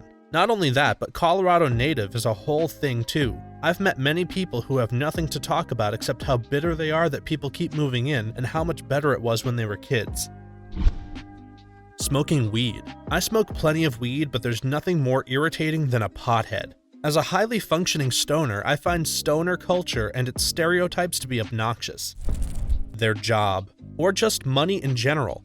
I worked with a guy who only ever talked about what things were worth, mostly vehicles, what he was thinking about buying, how much could he sell something for, the trades he wanted to make, how much our customers made, what motorbike he bought before from a guy on the street that we happened to be on and what it's worth. That's all. It was annoying as heck. Any conversation at all, you could be talking about your grandma and he immediately tries to change the subject to value. It was literally the only small talk he knew. The fact he was poor just made it sad. My husband is kind of like this, and as much as I love him, it's so frustrating. I'm just not all about money. We don't need to tell the kids how much their gifts cost. I don't know, it makes me a little nuts. Girl bosses, MLM cult engagers, and social media. A friend of a friend was running one of those fad, you can drink milkshakes all day and lose weight places. She tried for months to get me roped into her pyramid scheme, but had to close her location down because after about a year she gained 100 pounds from her magic weight loss milkshakes and people stopped buying from her. I am surely going to hell for laughing at this. Loving Disney. Adult who likes Disney, watches a Disney movie once in a while, can enjoy a vacation to a Disney park, has a Mickey Mouse t-shirt or pair of earrings, fond of childhood memories relating to Disney.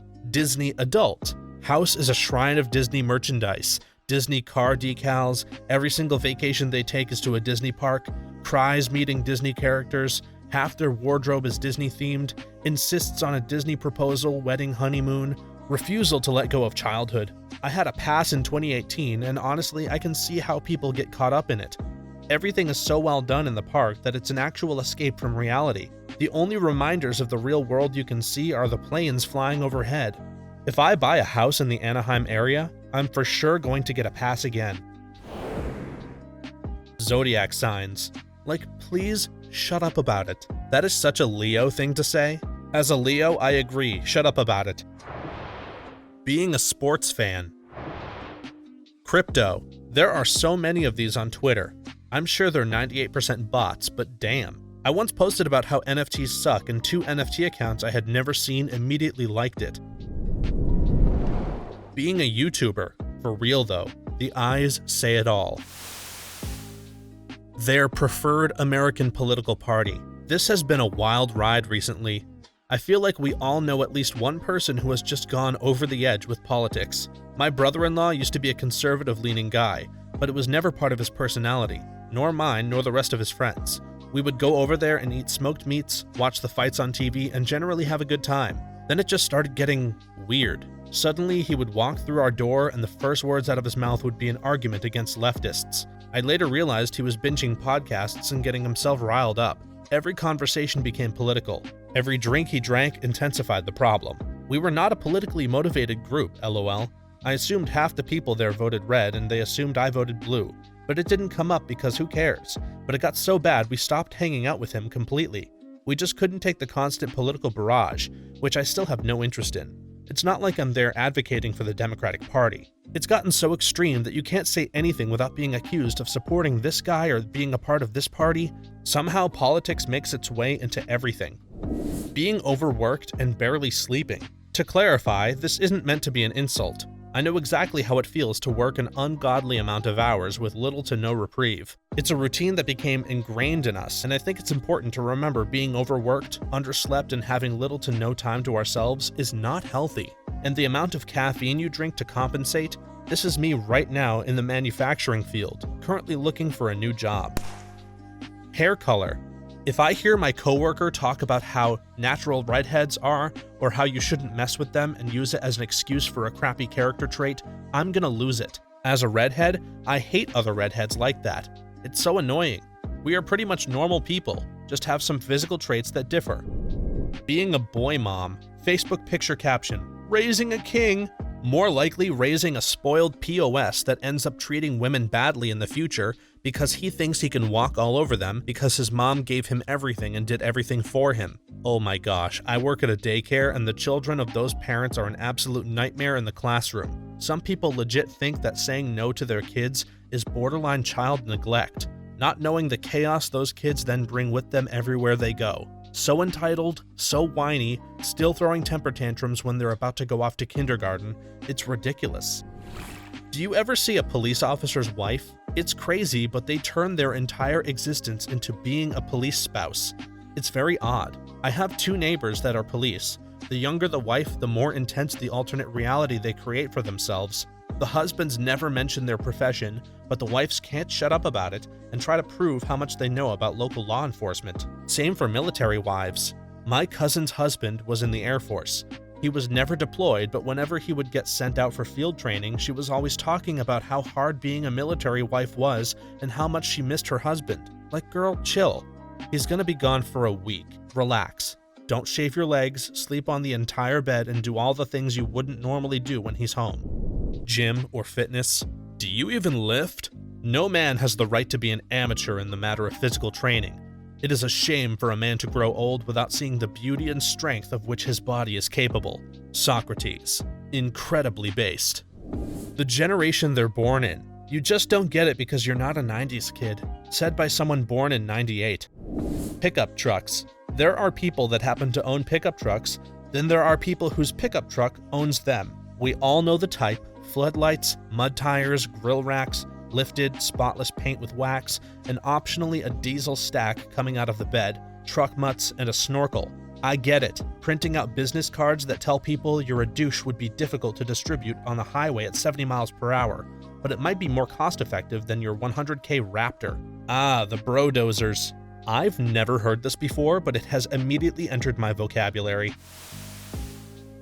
Harry Potter, and I'm sick of pretending that a 45-year-old woman running around saying she's a Hufflepuff is normal. You are definitely a Ravenclaw for coming to that conclusion. I hate this answer, and I hate that I laughed at it. Their own perceived persecution, victimization, being suppressed and personally attacked is who I am. And guess what? It's impossible to point this out because it falls right into their perception. Avoid it at all costs. I wouldn't be so paranoid if everyone wasn't out to get me. Conspiracy theorist. Open your eyes, do your own research. I have a cousin like this. I think it's a self-esteem thing. He doesn't have any accomplishments in life, but believing that he knows the truth while the stupid sheeple are in the dark gives him something to feel superior about. I think that's super common, essentially the root cause of a lot of this type of behavior. Born-again evangelicals. My folks became born again about a year ago. It was all well and good until we were hanging out one night and they started to watch their Wednesday night church service over Zoom. My mother gets up in the middle of the service, puts her hands on my head, and starts asking God to come into my heart. I shouted, "Nope," and left. Also, contemporary praise music is the most bland, boring-ass crap music on the planet. Faking mental disorders. Ideally, DID and such. I can understand those who do have these disorders and just want to spread awareness and the struggle in their lives, but be aware that not everybody tells the truth, especially internet influencers, whether it's for views, money, popularity, or attention. Why DID of all things? It is one of the rarest disorders out there, with little to no material on the disorder itself, and the people who do manage to get a diagnosis are normally so unwell that life is just pain. Their beard. As a guy with a beard, it's annoying. Although it's not quite as bad as it was 5 years ago or so, we get it. You have a beard. Having kids, or not wanting them, both are equally irritating. If I had a nickel for every time I saw the ladder on this site, I'd be a billionaire. Honest to God. Harley Davidson should be much higher. Yes, my dad is one of these people. He owns a Harley and literally every t-shirt and jacket he has is Harley Davidson merch.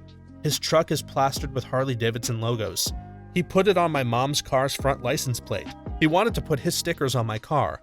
The walls in his garage are completely covered with Harley Davidson signs and decals to the point where you can't tell what color the walls even are. Same with our fence. Harley Davidson neon lights are placed around the entire house. His phone case, Harley Davidson. Our flagpole, Harley Davidson flag, just below the American one, of course. It's ridiculous.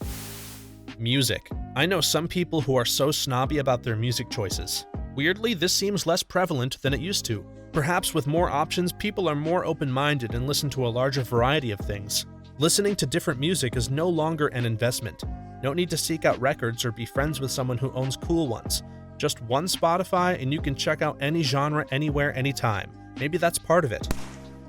Their faith or lack of faith. I've seen Christians become hyper-religious and force their beliefs on everyone around them, and alternatively, I've seen atheists become toxic and anyone who deters from their worldview even slightly is a complete moron. Let your beliefs be just that, yours, and not everyone else's. As someone who made being Mormon my personality for almost 3 decades, I'm now struggling with making being ex-Mormon my personality. I never had a chance to figure out who I was outside that framework until recently. Spending too much time on the internet. There are some people that every joke, every turn of phrase, every reference is just a meme. They're the equivalent of the people that would quote lines from TV shows or movies, but it's more widespread. Yes, I'm talking to most of you. Sorry. Hating the popular thing. The same as loving the current popular thing. Two sides of the same coin. Humans need a break from the internet. I need a break from the internet. Driving a Tesla. Elon fanboys are weird. I love you, Elon. This will get buried, but some of these things become a person's entire personality because it consumes a majority of their life, typically at a young age. Kids that saw active duty in Afghanistan, living that 24 hours a day, yeah, probably has a large influence on your personality. A woman with 3 small kids, raising them while her partner is absent, could be a deadbeat, could be working 18 hours a day to support them, is going to have a lot of anecdotes about motherhood. The point is that some individuals choose not to grow. Some just don't get the opportunity to. I'm sorry, this is a pitchfork-only thread. We're going to need you and your humane common sense to leave. Anime. I enjoy watching anime, but when I see other folks who spend a ton of money cosplaying random characters, going to conventions in those multi-layered cosplays, they buy a ton of figurines, posters, swords, flags, etc. I don't really find that annoying at all, because I have a bunch of jerseys, go to professional sporting events, and I have like 3 posters, and I also play fantasy football in like 4 leagues. A league I've been in for a decade, 2 money leagues, and a charity league. I'm sure fantasy football will be listed here, so I get the passion. What I do find annoying is how they confuse their anime fanhood and convert it to Japan fanhood. Some go as far as thinking Japan is the greatest country and they want to move there. Like, look man, sushi, ramen, and tempura are great, but Japan is as flawed as most countries and maybe even more flawed than others. Their work-life balance is stupid.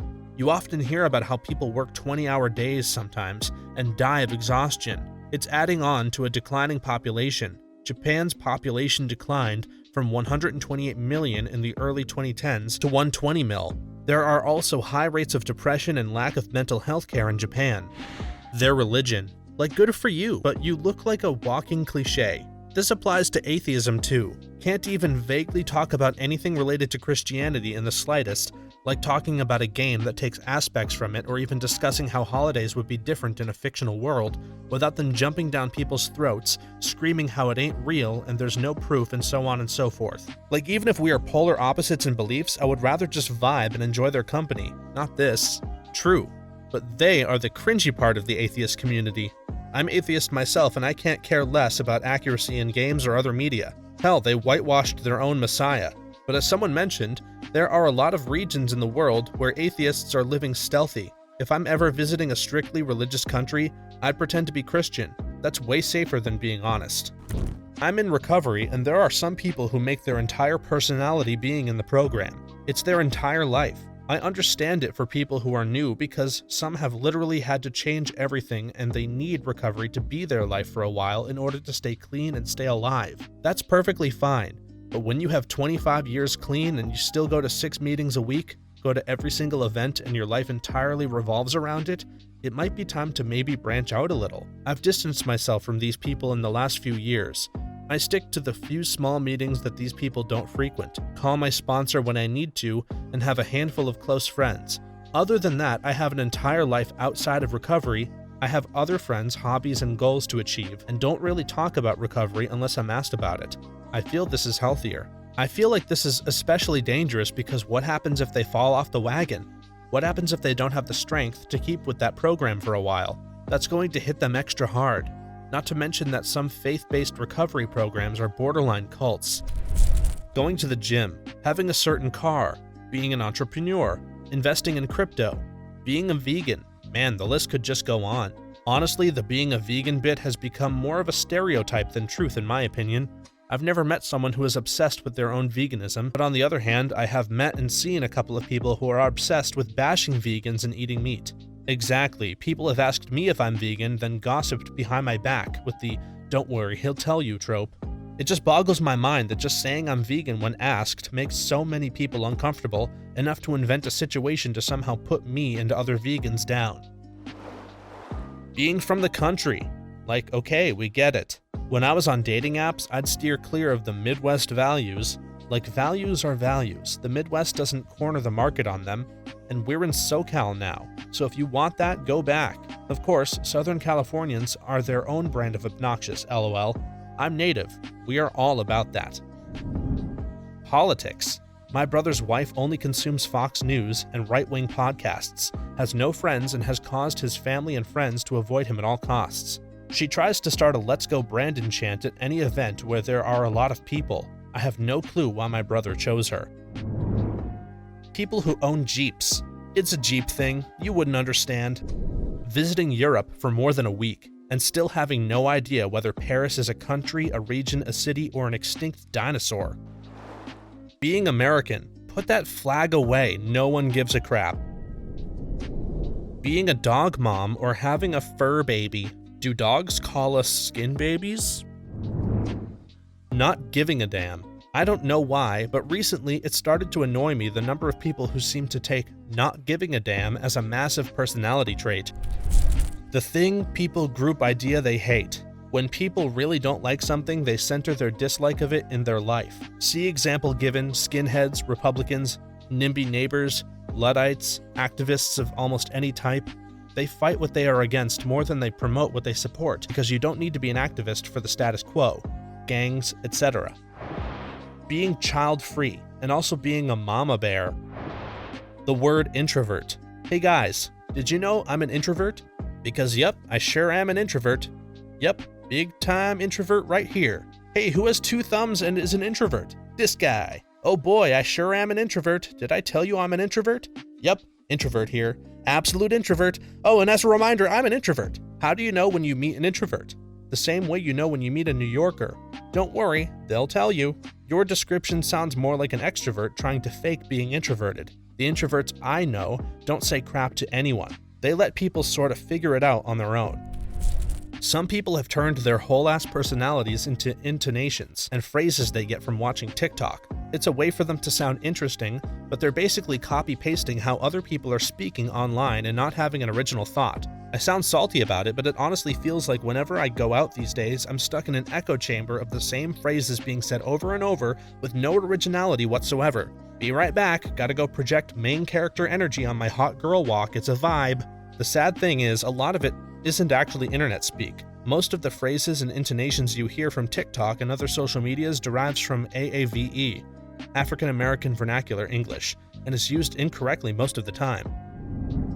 Sarcasm. I came here to say this. No, you're not just sarcastic, Kevin Karen. You're toxic. Riding a Harley-Davidson motorcycle, it literally takes over their whole life. Their wardrobe changes, the people they hang out with changes, even where they go on vacation or out to eat changes depending on where the next big bike night is. Their child's extracurricular sports. This is it. First thing I thought of is cheer moms, or a dance mom. Hating the other political team. Like, we are out for a drink and wings. Why are you bringing up Donald Trump? Is he in here? I can only speak for myself. The autumn is aesthetic. I'm talking campfire with toasted marshmallows, wearing a comfy hoodie or sweater, telling horror stories, sipping on pumpkin spice iced coffee, then carving pumpkins in the light of the beautiful harvest moon. Then there's one of the best holidays, Halloween. Oh yeah, my soul is so autumn. College football fandom. I live in Alabama, and good lord, that personality is on show year-round. Alcohol. It's so annoying. Constant posts of drinks in their hand. Every selfie is a drink in their hand, or a random day during the week. I'm home from work, someone stop me from drinking. Their fandom. Whether it's a sports team, sci-fi universe, or something else. What do you mean liking Star Wars but hating the prequels or sequels is not a personality? Being pregnant. It kinda unavoidably and biologically has to be, I guess. It changes what you like to eat, what you can drink, and what you can wear, what you look like, what you can physically do. It changes you mentally to be just a different person. I think this is actually a really good answer, but pregnancy does really legitimately become your entire personality. If you think about it for a second, you never think that someone has made a good thing and that you are into their whole personality. What's actually happening is they are into something that you aren't, and you notice it more than anything else because it annoys you. So you're really just asking, what thing annoys you? And to that end, I would say when people blame someone else for things they don't like. Someone else liking something doesn't mean it's their whole personality. Either get to know them better or only hang out with your own hive mind, which then ironically makes hating that thing your whole personality. Honestly, people get vilified for having a hobby or interest and accused of making it their whole personality. Some people suck and some are cool, and the tiny slice of their personality that you observe, or that they have shared with you, is only a tiny fraction of their whole being. Especially when it's a hobby or something. Who doesn't get excited when they first start a new hobby?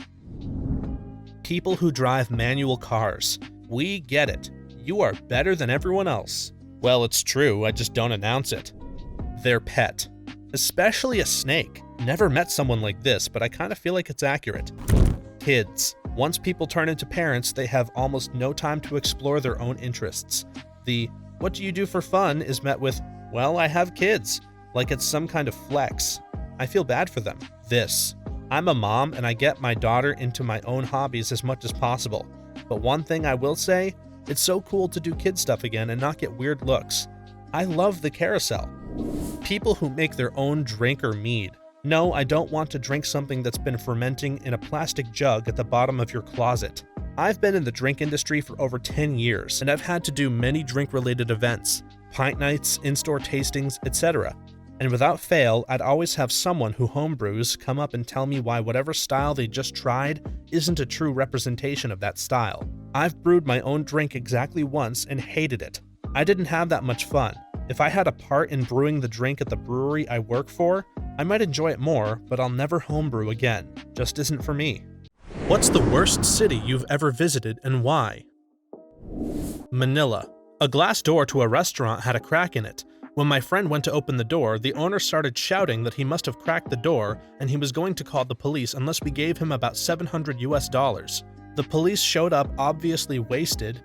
There are really young prostitutes everywhere, homeless children, and people harassing you to buy knockoff items. Hey, you didn't even mention the gridlock traffic and sweltering heat. There's also that purge going on where it's okay to kill as long as you claim they were related to drugs. Slough. Full of gray buildings, endless industrial estates, half-arsed modern architecture, and mobile phone accessory shops, and it's surprisingly expensive to live there. However, it produced my mom, who is the nicest person ever. Slough's nightlife is incredible. It's got 2 nightclubs. It's got Chasers and New York, New York. They call it the nightclub that never sleeps. That closes at 1. I've never been to Gary, Indiana, but thanks to threads like this one, I never will. I've told the story in a Gary is the worst thread before, but I'll tell it again. A friend and I were driving to Chicago and hit some rebar, so we pulled over at what we thought was an abandoned building and started changing the tire. While we were getting the jack out, a bunch of gangbangers came pouring out of the building.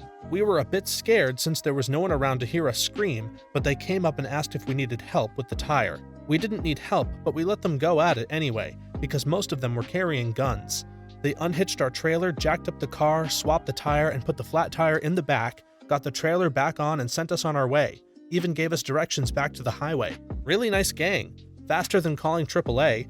They got the tire changed and we were on our way in like 5 minutes. Would highly recommend it. Your being there was probably hurting business. Paris, because I got robbed within 5 minutes of stepping off the goddamn train. I kind of thought the same thing, although not because I got robbed. Like the Louvre and the Eiffel Tower and all the other tourist sites, things were cool, but they all felt like tourist traps. The entire city smelled like piss. Parts of it were cool and it was beautiful, but it just felt like there were a lot of shady people. We spent the nights getting wasted in our room and watching prostitutes get picked up from the street below our window. I loved Paris, but the entire metro does indeed smell like pee and body odor. East St. Louis. 2 close friends ended up getting lost there separately on different occasions, and a cop pulled them over asking why they were there. After explaining the situation of getting lost, he immediately told them how to get out, and whatever you do, don't stop at the stop signs. I think it got the worst city in America for a long time. My friends and I drove 24 hours, no stop to Aspen. I pulled the driving shift that went through East St. Louis. We had to stop for gas, like had to stop. I had no idea. It was the middle of the night and everyone was asleep. The guy at the gas station yelled at me from behind the bulletproof glass to go away as quickly as possible. Do not stop, do not ask questions, do not make a mistake and get to the interstate. One time driving out east, we had to stop in Gary, Indiana. I had an extremely similar experience to this. Dayton, Ohio. It's like the armpit of hell, a place where God's loving grace refuses to reach. It's dirty and segregated to an almost obscene degree, and everyone had an attitude of defeat in life, like they all had low-grade depression. The whole town would benefit if someone dumped Paxil in the drinking water. The town is amazing in terms of boredom. The 5 things you can do in Dayton on a Friday night are eat, drink, wander around trying to find fun, wank, and cry. The city is large enough to have crime, poverty, gridlock, and racial tension, but small enough to be boring at the same time. I lived in Dayton for 2 years, and I refuse to go back to that crap hole. Spent a few days there for work. I can imagine the area is all that fun, but I loved the USAF Museum. Oh heck yeah, grandparents live in that area. During visits, it was our go-to, get the grandkids out of our house for an afternoon destination. Plus, you get to see real-life fighter planes close up. Lagos, Nigeria. Awful traffic, smog everywhere, and way too noisy for comfort. One of the guys I work with used to work on an oil rig down there off the coast somewhere near Lagos, and he was telling me about all of the screwed up crap, including the kidnapping of his rig manager one night, and him being tied up for 4 days during what I can only imagine is hostage negotiations. I don't know whether to believe it all, though. Caracas. Got robbed at gunpoint in a fake taxi at the airport. Rather, an auspicious start to a 3-month South American adventure. The town has no vestiges of its colonial past and is a moldering pile of 70s high-rises. Oh hi Sasha, big fan. Nah man, it's gotta be in England for that. If I can speak in terms of expectations versus reality, then Paris. I really like Paris, but I didn't go there expecting it to be flawless and without fault. I think for anyone who has this picture of perfect view of the place, then a train ride in from Charles de Gaulle through the northern suburbs will immediately make them realize it is like any other with typical city features. I'd already heard horror stories about Paris and wasn't much of a francophile to start with. Was still shocked at how bad it was. Literally had locals grab me out of nowhere and scream at me. My sister was pursued and repeatedly kicked in the shin by some lady. She went there on another trip and the locals were exceptionally rude again. That's not the typical city experience in my opinion. Killeen, Texas. Military towns are the worst, and Killeen is right outside of Fort Hood, the largest military installation in the world. Can confirm this as well. Live near Salado. The Waco News spends its first 5 minutes every night telling us all the crimes that happened in Killeen. Cairo, Egypt. It was like I was in hell. It was so hot. Crossing the road was like a real-life game of Frogger because no one was slowing down for anything. At the markets, people would try to pull you into random alleys, and if that wasn't happening every second, a man was asking you to marry him. I've been to Cairo, and I agree 100%. The market was cool, but yeah, the shopkeepers were totally grabbing my arm. I finally had to yell to get them to let go. You can't walk 3 feet on the sidewalk without a swarm of cabbies honking at you like maniacs wanting to take you somewhere. It's so annoying. My guidebook said, just say La Shokran and they will leave you alone. It surprisingly worked. Getting out of the airport, a man took my dad's luggage and told him he was in customs, even though we had just gone through customs. He led us to an office, and on the way there, a mob of customs agents relieved me of my luggage. In the office, he tried to sell us tour packages. I kept asking him about our luggage. He said not to worry and to buy a tour package from him. We said no to the tours and told him I was going to go find security. Finally, he said he'd take us to our hotel. My dad agreed. My dad's from a poor country and assured me it was fine. That's how it's done in these parts. My Californian ass was terrified the entire ride from the airport to the hotel. There were 3 men in the van. They could have done anything to us. I will admit that we did meet many friendly and helpful locals, saw lots of interesting sights and had a good time. But I'm a dude, so I didn't get any marriage proposals. LA. Pretentious bunch of ass clowns there. Cool city, lots of cool crap, but damn the people are hell to deal with. The most fake people I've ever met. Nice to your face, but never seemed to follow through. Had many business trips there. More racist than I expected, too. So fake.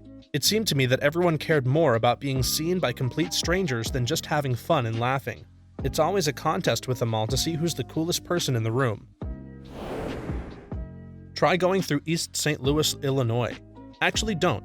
You will die. The strip clubs there, oh man, this taxi driver took us from some nicer ones that were right at the border to this one deep in the ghetto district. It was a shack surrounded by what looked like a building that took artillery shells. He left us there with 4 white dudes. I had never seen strippers with gunshot wound scars before. Modesto, California is hell. Hot as heck, the air is yellow, absolutely nothing to do, many leagues from everything, and everything there is understandably miserable. It's an important farming town, but it's horrible to visit. I'd rather die than live there. Modesto is paradise compared to Merced. Ah, Merced. I remember in UC Merced's early days, any Californian that could fog a mirror was offered acceptance just so they could get people to go there. Few accepted the offer. Trenton, New Jersey. I got lost in downtown Trenton in the mid-2000s looking for a gas station in the ghetto. All the buildings were boarded up, but still had people in them and hanging around outside. Eventually found a gas station. It was up on blocks, like someone stole its tires. Needless to say, I had to leave the city to find a functional gas station. Who the heck has good expectations of Trenton? This is weird because Princeton is like 10 minutes away and it's a totally different world. Hey, I'm from Princeton. We used to go to Trenton to get booze when we were teenagers. But Princeton itself is nothing like the rest of New Jersey. It's its own little wonderful and awful bubble of super smart people and rich assholes. Montgomery, Alabama and Monroe, Louisiana are fighting for the crappiest towns in the South. Personally, I love being able to smell Monroe before you see it. Pasadena, Texas is pretty awful too. Hated having to go into that town. Even the taste of the water was tainted with all the crap in the air. Rome, New York. There was nothing there. Had to stay at the airport motel and the chef came out of the kitchen because he couldn't believe someone ordered something. The highlight of the downtown is the Goodwill.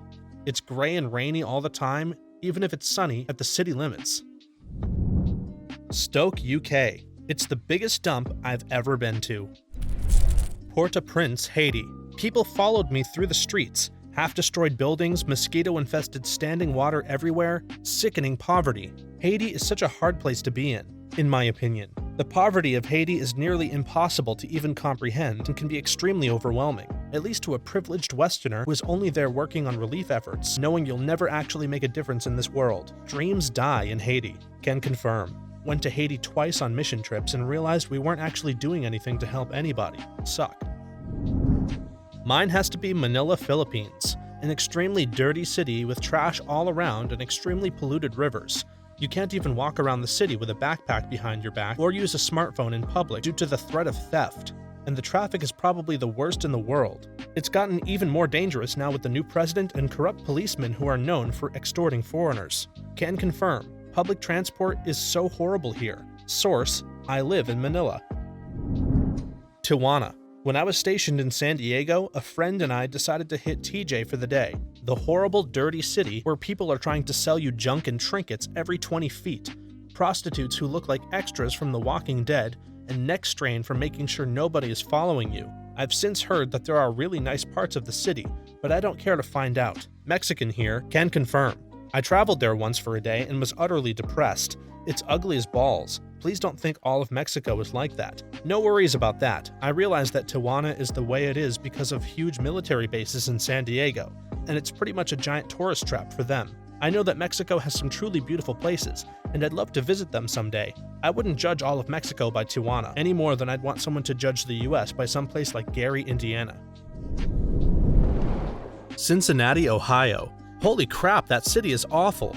I traveled there for a football game, and it is the worst city in the country by a measure. And I've spent a weekend in Springfield, Missouri. Every driver on the road apparently has a standing competition to see who can blast crappy country from their 2003 Chevy Silverados the loudest. 2/3 of the city looks like recycled backdrops from spooky Hanna-Barbera cartoons. Kevin Malone must have been their city planner because the hotel I was staying at had the exact same address as a derelict apartment complex on the other side of the city. So my GPS took me to this rat hole heroin den just in time to see a dog hit by a car. The asshole sitting behind me at the game was at least half a bottle of Fireball past respectable and had a loving relationship with the term idiot. It's worth mentioning he had 2 small children with him and he was dressed as Ric Flair. The children were also dressed as Ric Flair. It is also impossible to find a decent meal in that town. I called the front desk of the hotel for recommendations for food, and do you know what this person suggested? I kid you not, Papa John's. Out of every restaurant in the city, you recommend Papa John's? Were you possessed by the ghost of Peyton Manning? I'm usually a really level-headed guy, but that dog crap city makes my goddamn blood boil. I love that their famous local dish, Cincinnati chili, is just spaghetti with regular-ass chili on top. It's like something that a frat boy would think of while hungover, and they genuinely act like it's a great culinary achievement in a league with Philly cheesesteak. It's not regular chili though, it's a totally different flavor. Who in Cincinnati hurt you? Damn, I'm from Africa, and after reading this thread, I want to say, frick Gary. Yeah, frick you too. In Gary, Indiana, a cop pulled me over for stopping at a stop sign. Told me it is risky to make complete stops there. Apparently the city is so bad you're supposed to just blow straight through it. As a European, LA seemed more like an amusement park with horrible traffic than a city. Was nice to see it once, but my god, I would rather live in the middle of Alaska than there. As an East Coast American who has lived in LA for the past 3 years, I can definitely see why tourists are disappointed visiting here. There are a lot of amazing things here, you just need to know where they are, and the city does not help you find them or get to them. Delhi, India. I've lived in Los Angeles most of my life and was totally unprepared for the amount of pollution in Delhi.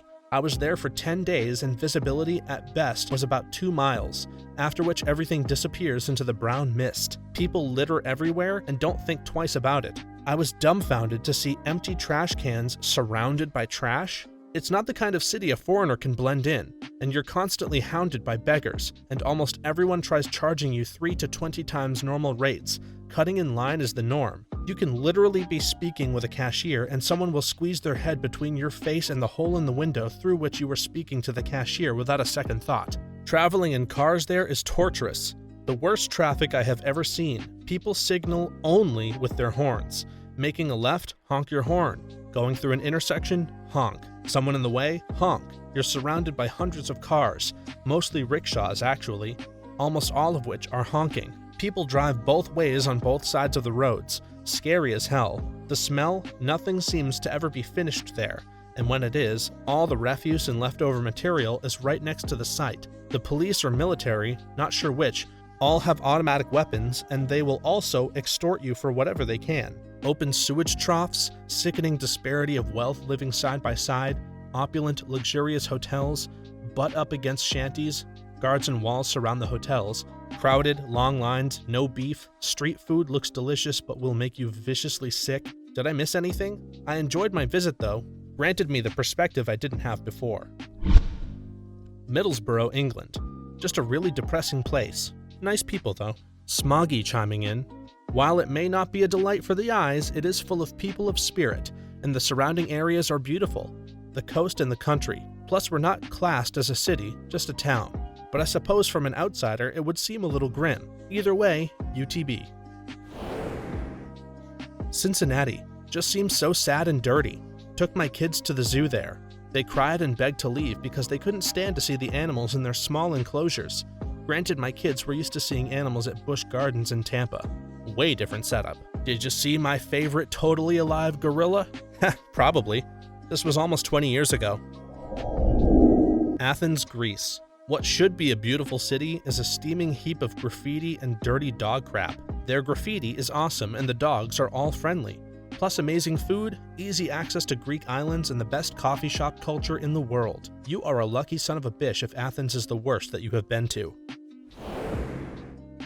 Newark, New Jersey. I drive there for work once or twice a week, and it's just the worst. Everything looks the same, the air always has this gray, depressing tinge to it, and the roads look like they were put together with Play-Doh when they're not under construction.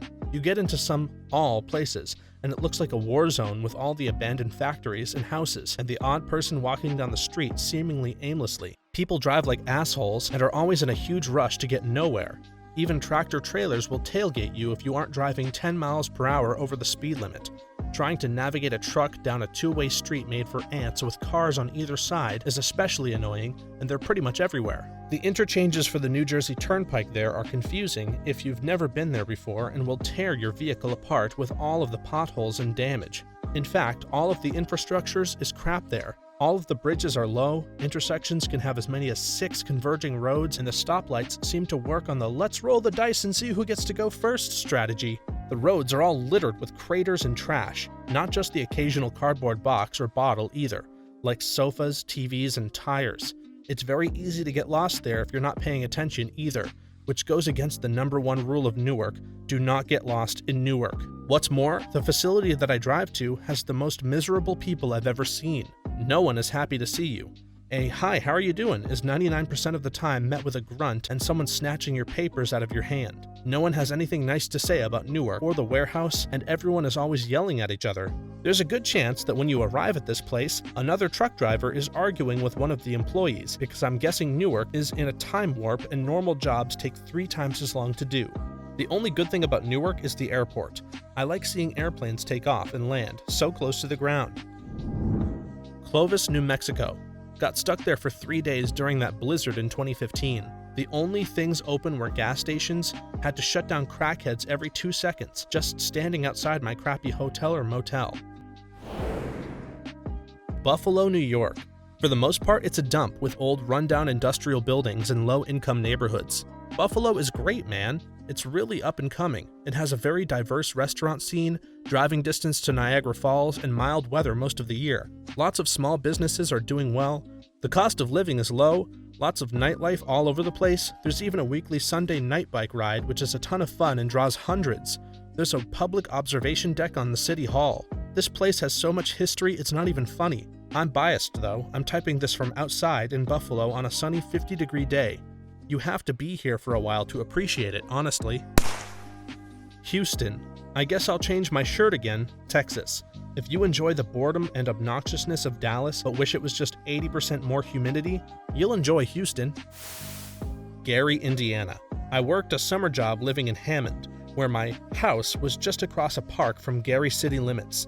Upon moving in, I started hearing fireworks every night and just pushed it out of my mind, like they're just really into the 4th of July, which was upcoming in the summer, as well as we had the sketchy ice cream man who rode his bike with a backpack around our neighborhood at odd times of day and night, playing his music from a boombox. It was only later that I was informed that those were not fireworks, but gunshots, and the friendly ice cream man I had seen selling his treats to kids was a crack dealer as well. This was all capped off by making a wrong turn on our way home from work one night and getting pulled over by an unmarked police car in downtown Gary and subsequently robbed by the individual driving said car. I will add that I have never seen a pack of wild dogs until I drove through Gary. They were truly a sight to see. There's a reason that so many people refer to Gary as the armpit or butthole of America. It is. What a crap place. I once saw a pack of wild dogs take over and successfully run a Wendy's in Gary, Indiana. New Orleans, specifically the French Quarter. Expensive, dirty, smells like puke, and cramped. The multitude of street performers eventually just becomes annoying after the 20th person asks you for a donation. On the other hand, the World War II Museum is absolutely fantastic. The Quarter seems cleaner in the past decade, almost like it's been washed or something. If the Greyhound station is any indication, Richmond, Virginia. I'm sorry, Richmonders, but the rest of your city is going to need to be the lost city of El Dorado in order to balance out that hellhole. I saw a guy shooting up. I was propositioned in the men's bathroom, and someone tried to steal my luggage while I was standing right next to it. I realize Greyhound stations can be messed up, but I've been to dozens all across America, and that one was by far the worst I've ever seen. It was like the waiting room to get into hell. Everyone was miserable, scared, confused, and fervently praying to their gods for deliverance. Perth, Australia. The city that could. Once they admit it's just Dubbo on roids, the better they'll be. To be fair, we have awesome beaches and great weather. Athens. It's filthy. Their ruins are poorly treated and they're prejudiced, angry, and conniving. But it's what happened here that is the craziest thing I've ever been involved in. I watched a man drag a 5-year-old over to me and demand money. When I said no, I wasn't giving him anything, he slapped the kid. The message was pretty freaking clear. Pay him well or watch him beat up the little boy. My husband is a martial artist and has never actually manhandled anyone until that day. He broke 3 of the guy's fingers and chipped his front tooth. The cops came and we were given the "you Americans think you run everything" bit. I was in Athens to see my friend who has an international law practice there. We called her. 20 minutes passed, as did a little legal tender, and the cops wished us hail and hearty farewell. My friend got the abusive peen's info. I think that's what the legal tender really bought, and said she'd follow up with him. So she did. Turns out the guy was also trafficking these young street kids for sex for an executive hotel. She took the case on as a charity and got some non-profits involved. She wound up putting him in jail, and the kids were turned over to a charity that helps children who are basically considered street urchins. So crappiest place, but also the coolest turn of events ever. Okay, he was only in jail for 8 months, but still. Beijing. Around the time the Olympics were held, somehow the whole city smelled like human feces. I only saw the sun one time through all the smog and pollution. It was 100 degrees with 98% humidity. The air felt like a weak poison in my lungs. And the rudeness, oh the rudeness. Lille, France. Passed through it on a tour bus when I was on a school trip back in the day. It looked post-apocalyptic. Everything seemed to be brutalist concrete, racist graffiti everywhere. It was all filthy and shady-looking people just seemed to roam the streets doing basically nothing. Not pleasant at all. Also, Dublin wasn't great. It looked and felt like a scaled-down cheap copy of London, except it was just as expensive and didn't have the same vibe or range of things to do. When Dublin was planned, it was planned by the English who used London as a blueprint of what Dublin was going to be. So your feeling of it being like a smaller London is correct. Dublin is amazing, the best people I've ever come across in my travels. Fresno, California. Used to go there on business a lot. Generally speaking, it's tweakers and trashy people galore. It seemed like at almost every store I walked to, there was always a tweaker by the door tripping out on his or her high. This place is so well known for drugs that it caught the attention of people all the way in Britain, the BBC. Louis Theroux went down to Fresno and made a documentary on Fresno's meth epidemic entitled "The City Addicted to Crystal Meth." Almaty, Kazakhstan for me.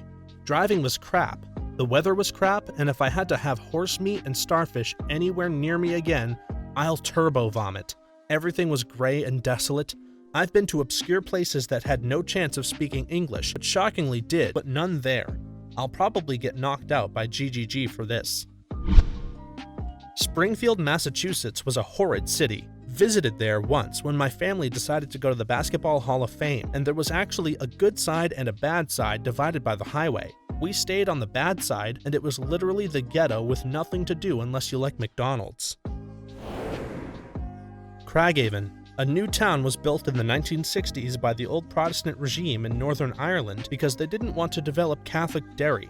So they seized thousands of acres of prime farmland and spent billions on PSs of British taxpayers' money on a horrendous collection of dour housing estates linked by roundabouts and connected to Belfast by a purpose-built motorway. Its city center comprised of a low-rise strip mall and one modest high-rise office block. Fittingly, it was even named after a notorious hateful bigot. What do you pretend to enjoy to keep the peace but secretly can't stand? My wife has the worst taste in perfumes. I mean terrible. Whenever she picks up perfume, it makes her smell like a 75-year-old church lady. It's always been this way. We've been together for 24 years. I've talked to her about it several times, but she just will not catch on to the fact that her perfume gives me the Sex Panther reaction. I bought her perfume, but it quickly disappeared and the geriatric flower musk comes back with a new label. She's so excited when she finds a new one, it just breaks my heart when she sprays out the scent of quilting bees and funerals for my approval. I don't give her my approval, and I make her roll the window down in the car, but try not to cough and run away when she puts some on. Crap, man, we married the same woman. My wife also goes for eau de geriatric with her perfumes. I've tried to get her to try something else, but to her mind, the overpowering smell of week-old flowers is a delightful fragrance. I mean, I know she likes it, and that's what matters, but it's so damn cloying and grandma-y. I'm envisioning you as a 65-year-old grandpa complaining that his wife smells like a grandma. I like it. My wife eats her bedtime snack in bed, and she sounds like an old garbage disposal with glass and bones of small children in it. My boyfriend has a sinus problem, so I know for a fact that he doesn't mean to eat like this. He sounds like a drowning pug because he can't eat and breathe out of his nose, so it's a mix of huffing and smacking. Oh my god, I'm sorry for your misery, but I'm dying laughing right now. Hanging out with my wife's LGBT friends during college was always a drag. Not because they were gay, but because being gay was all they seemed to be able to talk about. It was just always incredibly boring. Except for the two nerdy dudes who hosted their own Minecraft server and liked to talk about computers and electronics with me. You guys made those gatherings at least bearable, and I hope you're both still banging each other right now. Idiot coworkers. Horrible bosses. It wasn't that bad of a movie. A few good laughs were had from it. Pretending not to know what my girlfriend's parents are saying when they switch to German. I do this at work. I only know a tiny bit of Spanish, but I know the basics. I have had people call me names before, thinking I don't know what it means. The cuss words and insults were the first things I learned. We call that kitchen Spanish. Game shows. I live with my 66-year-old dad, 82-year-old great uncle, and 87-year-old grandmother. So many game shows. When my 86-year-old grandfather developed dementia, he came to stay with my mom. He had to watch Jeopardy and Wheel of Fortune every night. Sunday night would come around, and she would go crazy telling him over and over again that they weren't playing that night. I finally told her, look, since he doesn't remember the shows, just tape one and play it on Sunday from the DVR. Problem solved. After he passed at 91 years old, Mom would never watch either show by choice again. My dad's cooking. He doesn't have a sense of smell or taste, so everything he makes is seasoned way too much, or not at all. It's awful. It's never a, is it good? It's always a, so how bad is it? You don't understand. Without the distraction of taste, your mind is free to touch the zen of pure flavor. You could become the greatest chef ever. Family gatherings. They make me anxious. Everyone talks over each other, and some of my in-laws have children I literally cannot stand. But I have to pretend to be all excited, bring a side, and act like I'm enjoying the commotion. Saying grace is always easier than the trouble not saying it causes. I've made myself the official prayer. That way I control how long the prayer is every time. Hint, it's insanely short. Talking with my mom. I know she needs the weekly calls, and I'll let her pour her heart out even though I'm not interested in her love life at all. I love my mom more than anything, but whenever I talk to her, she's either complaining about politics or talking about someone I either don't know or don't at all care about. It's really tiring, but she's my mom, so I have to play along. Oh, you remember Complete Stranger? Nope. You know, they visited once for half an hour when you were 2. You know Complete Stranger. Oh yes, Complete Stranger. How could I ever have forgotten? Please continue. Mediocre food at a restaurant when everyone else is enjoying themselves. When someone else says their food is good, I just keep the thought, this Italian food is crap, to myself. In all sincerity, thank you for keeping it to yourself. One of my biggest pet peeves is people who complain about their food while you're eating with them at a restaurant. I mean, if it's so bad that you're going to ask for something else, by all means complain. But if you're not going to do anything about it, keep it to yourself. It makes it really hard for others to enjoy their meal if you're moaning about, this bread is dry, this sauce is too salty, or I ordered my steak rare and this is definitely medium rare.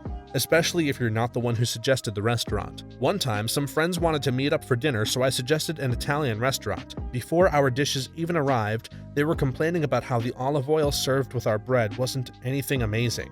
They didn't think it had gone bad, it just wasn't fantastic, and apparently that was worth commenting on. I have never been out to eat with my grandmother without her complaining about the food. I don't even know why we go out anymore. Most recently, she complained because the egg white she had at Denny's didn't compare to the one she'd gotten from the Waldorf Astoria Hotel. We were at a freaking Denny's in a small town in Kentucky. Small talk. Sure is a hot one today. Heard the sun is gonna set tonight. My sister-in-law. My brother works hard and brings home $200K a year, but she's always complaining that her friend's husband earns more.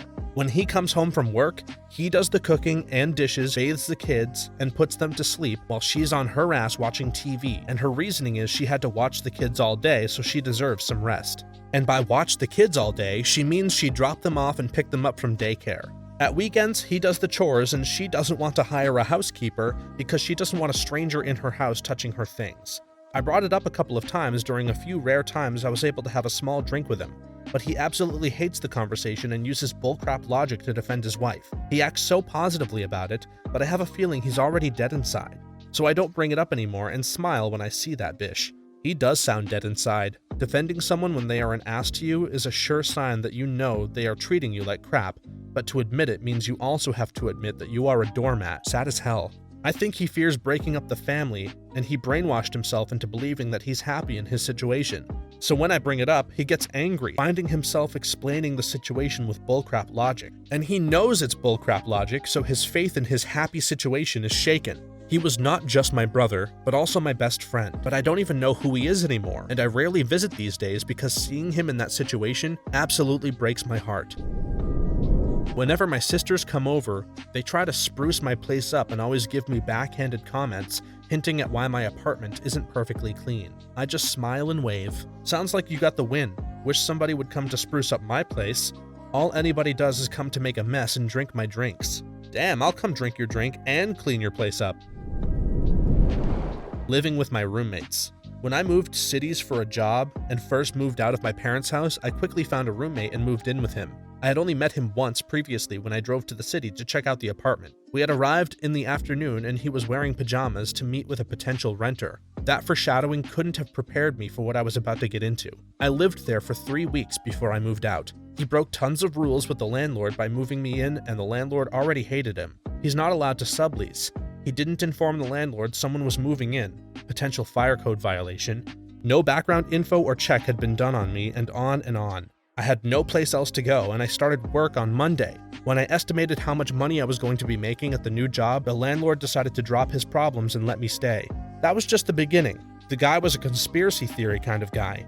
The crappy survivalist type that read something once, bought a bucket of rice that he thought would last him a long time if the economy collapsed, and called that good enough. He spent all his disposable income on silver bars because if the economy collapsed, silver would still be valuable in other places or something. The only news sources he watched, and he watched them all the time, were these obscure independent Russian news stations. He liked to add bee pollen to smoothies as a source of protein. Bee pollen technically is, but you're weird if you do that. 2 of his friends would come over on the weekends to make sure he was eating healthily and everything was okay. It was really weird. I ended up moving down the hall 3 weeks later and stayed there for 4 years. It was a crap hole, but it was cheap and I saved up a lot of money. Wow, that sounds like hell. My issue is that nobody in my house is mature. They trash the house, don't clean up after themselves, and just overall don't respect the place. I literally stay in my room all day to avoid the smell of downstairs. There's so many fast food bags, half-eaten meals, etc. that just sit there and stink the entire house. Mistake I made was moving in with friends. Hanging out with my wife's awful friends. I feel your pain. I hated my ex's friends so much, but you just have to deal with it. Unless they do something really crappy, then you can bash them. Yeah, then you can really bash them. Really, really bash them hard. In the dark. Just a quick bash. Just a quick bash, then zip out. No mess, no sound, one quick one. Just a little bash. When people in my school talk about political matters, yet are not at all educated on anything to do with it, and are speaking out of their asses. Girls in my math class always hate Trump, by referencing BuzzFeed. I'm no Trump supporter, but sometimes I defend him just because people say the dumbest stuff. I've literally gotten to the point where I had to stop and ask myself if I am a Trump supporter recently. I didn't vote for him, and when asked, I would always voice my displeasure with him as a candidate. However, I spent so much time recently defending him from unsubstantiated criticism from people who have no idea what the hell they're talking about. It actually made me have to stop and do a little introspection. My grandmother. Have some cream soda. My grandfather. I don't like cream soda. My grandmother. You love cream soda. My grandfather. You love cream soda. And you think everyone else loves cream soda, but I just wanted to keep the peace, because who wants to fight about cream soda? My grandmother. You don't love cream soda? I think this may very well be the best comment in this thread, since it puts into perspective what keeping the peace really means in the long run with family and significant others. It builds unnecessary resentment. Don't be belligerent about how much you hate the thing in question. Just be honest. Forgotten text. Grandfather. Of course I love cream soda. Pictures of friends' babies on social media. I am supposed to appear interested in seeing 20 posts of your baby per day in a different outfit or scenario. I've hidden every person on my feed that posts more than one baby post a week. I unfollow at the first sonogram or prego announcement. People who bring their non-service dogs everywhere they go. When I got married, one of my cousins called me to make sure it was okay to bring a small child to the ceremony. I told him that it was, and thought it was nice of him to ask. At the wedding, he had his child and his golden retriever. I always thought it was hilarious that he worried I wouldn't want a child to whom I'm related at my wedding, but it never crossed his mind to ask about a huge dog. For the record, I was also okay with the dog. Murder crime shows or movies. My wife loves them, and I just, meh. I like SVU a lot, but even then, I can't watch it non-stop. But I hate almost all the others. But I'll just play on my phone, cuddle the dogs or whatever while she watches them. I'm dealing with a Criminal Minds obsession at my house right now. Luckily, there's 3 of them to watch it together, so I can just go peeing around on the computer and watch like an episode a month to put my time in. Yeah, it's just us, so I'm stuck. I make her skip over episodes where kids are taken or hurt or traumatized, though. I can't deal. Cuddling. My wife loves it. She is extremely affectionately needy, so I give it to her, but Jesus Christ, it's boring as hell. Just laying there, not doing crap but holding each other. I don't mind cuddling at night when I'm trying to go to sleep, but she sometimes just wants to lay in bed in the middle of the day on the weekend and snuggle. She knows I hate that, but I'll do it just for a while to please her. Good on you. I'm an affectionate guy. My wife isn't. I told her I need affection. I don't get affection still. You're doing your wife a big favor by giving her that, even though you don't enjoy it. Being told I don't empathize with customers enough. I am genuinely sorry that your sofa spring is broken, but what do they want me to do? Weep for your poor broken dining chair? Next time, just drop to your knees and start shouting and cursing at the sky. They probably won't tell you to empathize anymore. My mother-in-law. I was done after she gave me a purse for Christmas that had dead cockroach limbs everywhere inside of it. I'm all for vintage, but really? Plus, she's a meddlesome, manipulative, conniving person who tells us on the daily that we're raising her granddaughters wrong and we need to act quick before Satan wraps them in his embrace of evil forever. Exact words in an Easter card. So, devil costumes for Halloween then? Visiting my in-laws. They live 3 hours away, so we have to stay a whole weekend when we go there. This is why we can't move away until my in-laws are dead. They're in town, so I can just go home when I've had my fill. Or you could just move very far away so visits are few and far between. My husband's family has a really weird taste in food, so anytime we are going to a holiday gathering with them, we pre-game the meal at home with our own food, then load up small plates with absolute unrelated nonsense and circulate the room, dropping tidbits in the garbage anytime we're out of line of sight. I'm talking mountains of off-brand hummus with off-brand stale cheese crackers, boiled but unseasoned meats, cold, 500,000 veggie chips with a single thimbleful of dip, random heaps of vegetables with no serving spoon, individual containers of already dressed salad with no explanation what's involved in the salad and no menu coordination whatsoever. They don't even seem to like the food, as we are the only ones who get plates of it. I really don't understand the whole process, but I'm not really invested enough to try to get to the bottom of it. Sounds like an alien trying to imitate human Thanksgiving. A wide variety of food has been provided to you, human. My SO buying rocks because somebody says they have some magical properties. No, you shouldn't be spending money to buy some rocks to shove in a bag and never look at again.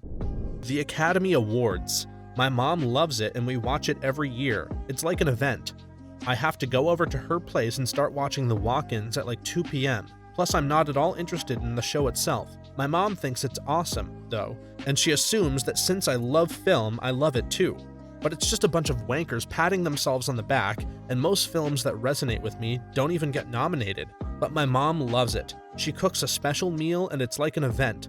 So I act like I enjoy it and actually do enjoy seeing her happy. She probably isn't as invested in it as you think, but it's a special event for the two of you. I'm glad you realized the importance of it and hope you continue to enjoy the time with her. My mother's health obsession. She's constantly telling me how I'm gonna die for half the choices I make and controlling what I eat to the best of her ability. I pretend I'm fine with it and order pizza on the weekends and wear deodorant before I'm about to go somewhere. I will also get all the vaccinations I need when I'm older because I live in fear of getting a deadly disease and hearing, "This could have been prevented by the vaccination." If your mom were obsessed with health, she would support vaccines. It's a little ambiguous, but it sounds like she does. I think OP means to say they'll be getting all the shots they need because they don't want to hear an "I told you so." My boss brings in day-old donuts, cookies, etc. He acts like he's amazing for doing so and just loves when people eat them. I always take one and then throw it directly in the trash when he's not looking. He feels like he did a good deed and I don't have to eat that crap. My grandpa used to raid the day-old donuts to mix with dry chow to feed his hunting dogs. My brother's company. He will literally talk at me for hours about his opinions on politics, the news, Muslims, black people, and how I'm an idiot because I didn't know this random fact he heard on the telly this morning, which is normally wrong, what he'd do if he ran the country. The list is both endless and yet weirdly repetitive. If you try to counter his point of view, then he gets really nasty. So Christmas was a delightful experience for 4 hours of him preaching his pulpit. It's gotten to the point, because I can't cut him off as much as I'd like to, as my family still wants to see his kids, where I invented a bingo card with topics instead of numbers that you tick off when he starts talking about them. Sometimes I feel like a bish for doing it, but the rest of my family were playing it over the holidays and seemed to enjoy it, so there is that. We did this for a guy at work who talks all the time about random things, but it's really just the same dozen topics over and over. Someone usually won around lunchtime. The right opinions when among strangers in large public functions. If you speak too freely, someone will get butthurt and cause a scene instead of quietly and politely disagreeing. This. I work in a hotel, so I have the same opinion on all sorts of things as whoever has stood in front of me. You're right, sir. Those Negroes are getting too uppity. Have a nice day. Other people's political opinions. I didn't ask, nor do I care. I just wanted to chill. Especially when it seems the entire purpose of their trade is to display their dislike for a strawman representation of the other tribe and how they're different and thus wrong and bad, rather than any attempt at a discourse. Most political discussions with people that I agree with. I know that might sound weird, but echo chambers or circle jerks or what have you do not amuse me. I would much rather have a spirited but respectful discussion with someone of a different viewpoint. Imagine this. You go to a wrestling match, but instead of wrestling each other, the guys are just pile-driving an unconscious, unwilling participant. Would you want to watch that? Or the two guys fighting each other? I thought I was the only one. Hell, when the conversation just becomes listing things that we both agree on, I start playing devil's advocate just to keep the discussion going. Football. It's practically inescapable, but I just don't care. People talking about how amazingly intelligent their 2-year-old is. Being religious in the South surrounded by conservative Christians. I just follow along. In reality, I'm an atheist that fears losing a job that I love over religion. I'm from Atlanta. I completely understand this. Whenever someone wants to take the lead on fixing something in a social setting, I work in IT and am pretty intuitive in general, but half the time I might actually be able to help. but I know some people have their pride about these things, so I'll just watch and wait. It wasn't in the job description, but I'm the de facto on-site IT person in my office. I have the opposite problem. My coworkers will make no effort in solving any problem before calling me to their desks. Today, my coworker asked me to help her with something. I come to her desk and she says she wants the computer, just the monitor, in the middle of her desk instead of on the right side. I looked at her for a moment, then picked up the lightweight monitor and moved it 6 inches to the left. Ta-da! She just said, "Oh, I didn't know I could do that." There you go, working your magic again. Eating at a dinner table. I know it's a normal thing to do, but something really bothers me about hearing people eat and having others watch me eat, and also having to talk and try to rapidly clear my mouth of food when someone asks me something. Also, I was spanked with a wooden spoon as a child. My mom literally had the spoon as part of her cutlery each night, being forced to finish my food, and we weren't allowed to laugh or joke at the table. It was uncomfortable and awkward, so now I avoid it in my own house, but I understand the need to do it from time to time. This makes me sad. I'm so sorry. Mealtimes growing up and in my house now are noisy, happy fun and sharing times. My friend group's sense of humor outside of jokes. Sometimes, when we're bored, we'll plug in a Chromecast and watch a bunch of YouTube videos. Besides me and my best friend's videos, 90% of them were Minecraft animations and video game song parodies, and I was just blown away over how cringe half the crap was, especially since I've known these kids for years and we're all in college. Some of my friends. After graduating high school, most of them dropped like flies. They wouldn't call or text for months, but will randomly invite me to have a group gathering. After a while, I've come to realize how shallow and fake some of them were. I was kind of the mediator in the group when we were in high school. Whenever these girls had a fight, they'd come to me to vent or tell me to choose sides. Honestly, back then I called them childish, and now that I see that nothing has changed, I'm asking myself why I'm even friends with them. They're still talking crap behind each other's backs. They're still doing petty things to each other, yet at the end of the day, they'll smile and pretend like everyone was made to be each other's sister. As the one always in the middle, I thought it was ridiculous and a waste of my time. But now I just see I'm being a hypocrite. Who knows if they're talking about me too? We don't even have the same interests or hobbies. We have nothing in common other than the fact that we were friends in high school. Honestly, I want to cut it off, but I was never good at making friends and was kind of a loner back then and even now. I just don't want to be alone, but their company is suffocating me at the same time. Dogs and children. For the most part, there are definitely exceptions. I would never ever be mean to either unless the dog is aggressive, but they both gross me out. I'm the same way. The problem is that dogs and children both tend to love me for some reason. A friend's retriever or toddler is drooling all over itself, it'll always come over and wipe it off on my pant leg. Thanks for watching until the end. If you have a similar story to these that you want to share with us, please leave it in the comments below. If you enjoyed this video, please leave us a like and subscribe. For more videos like this one right now, please stop by our channel. Thanks again, and see you next time.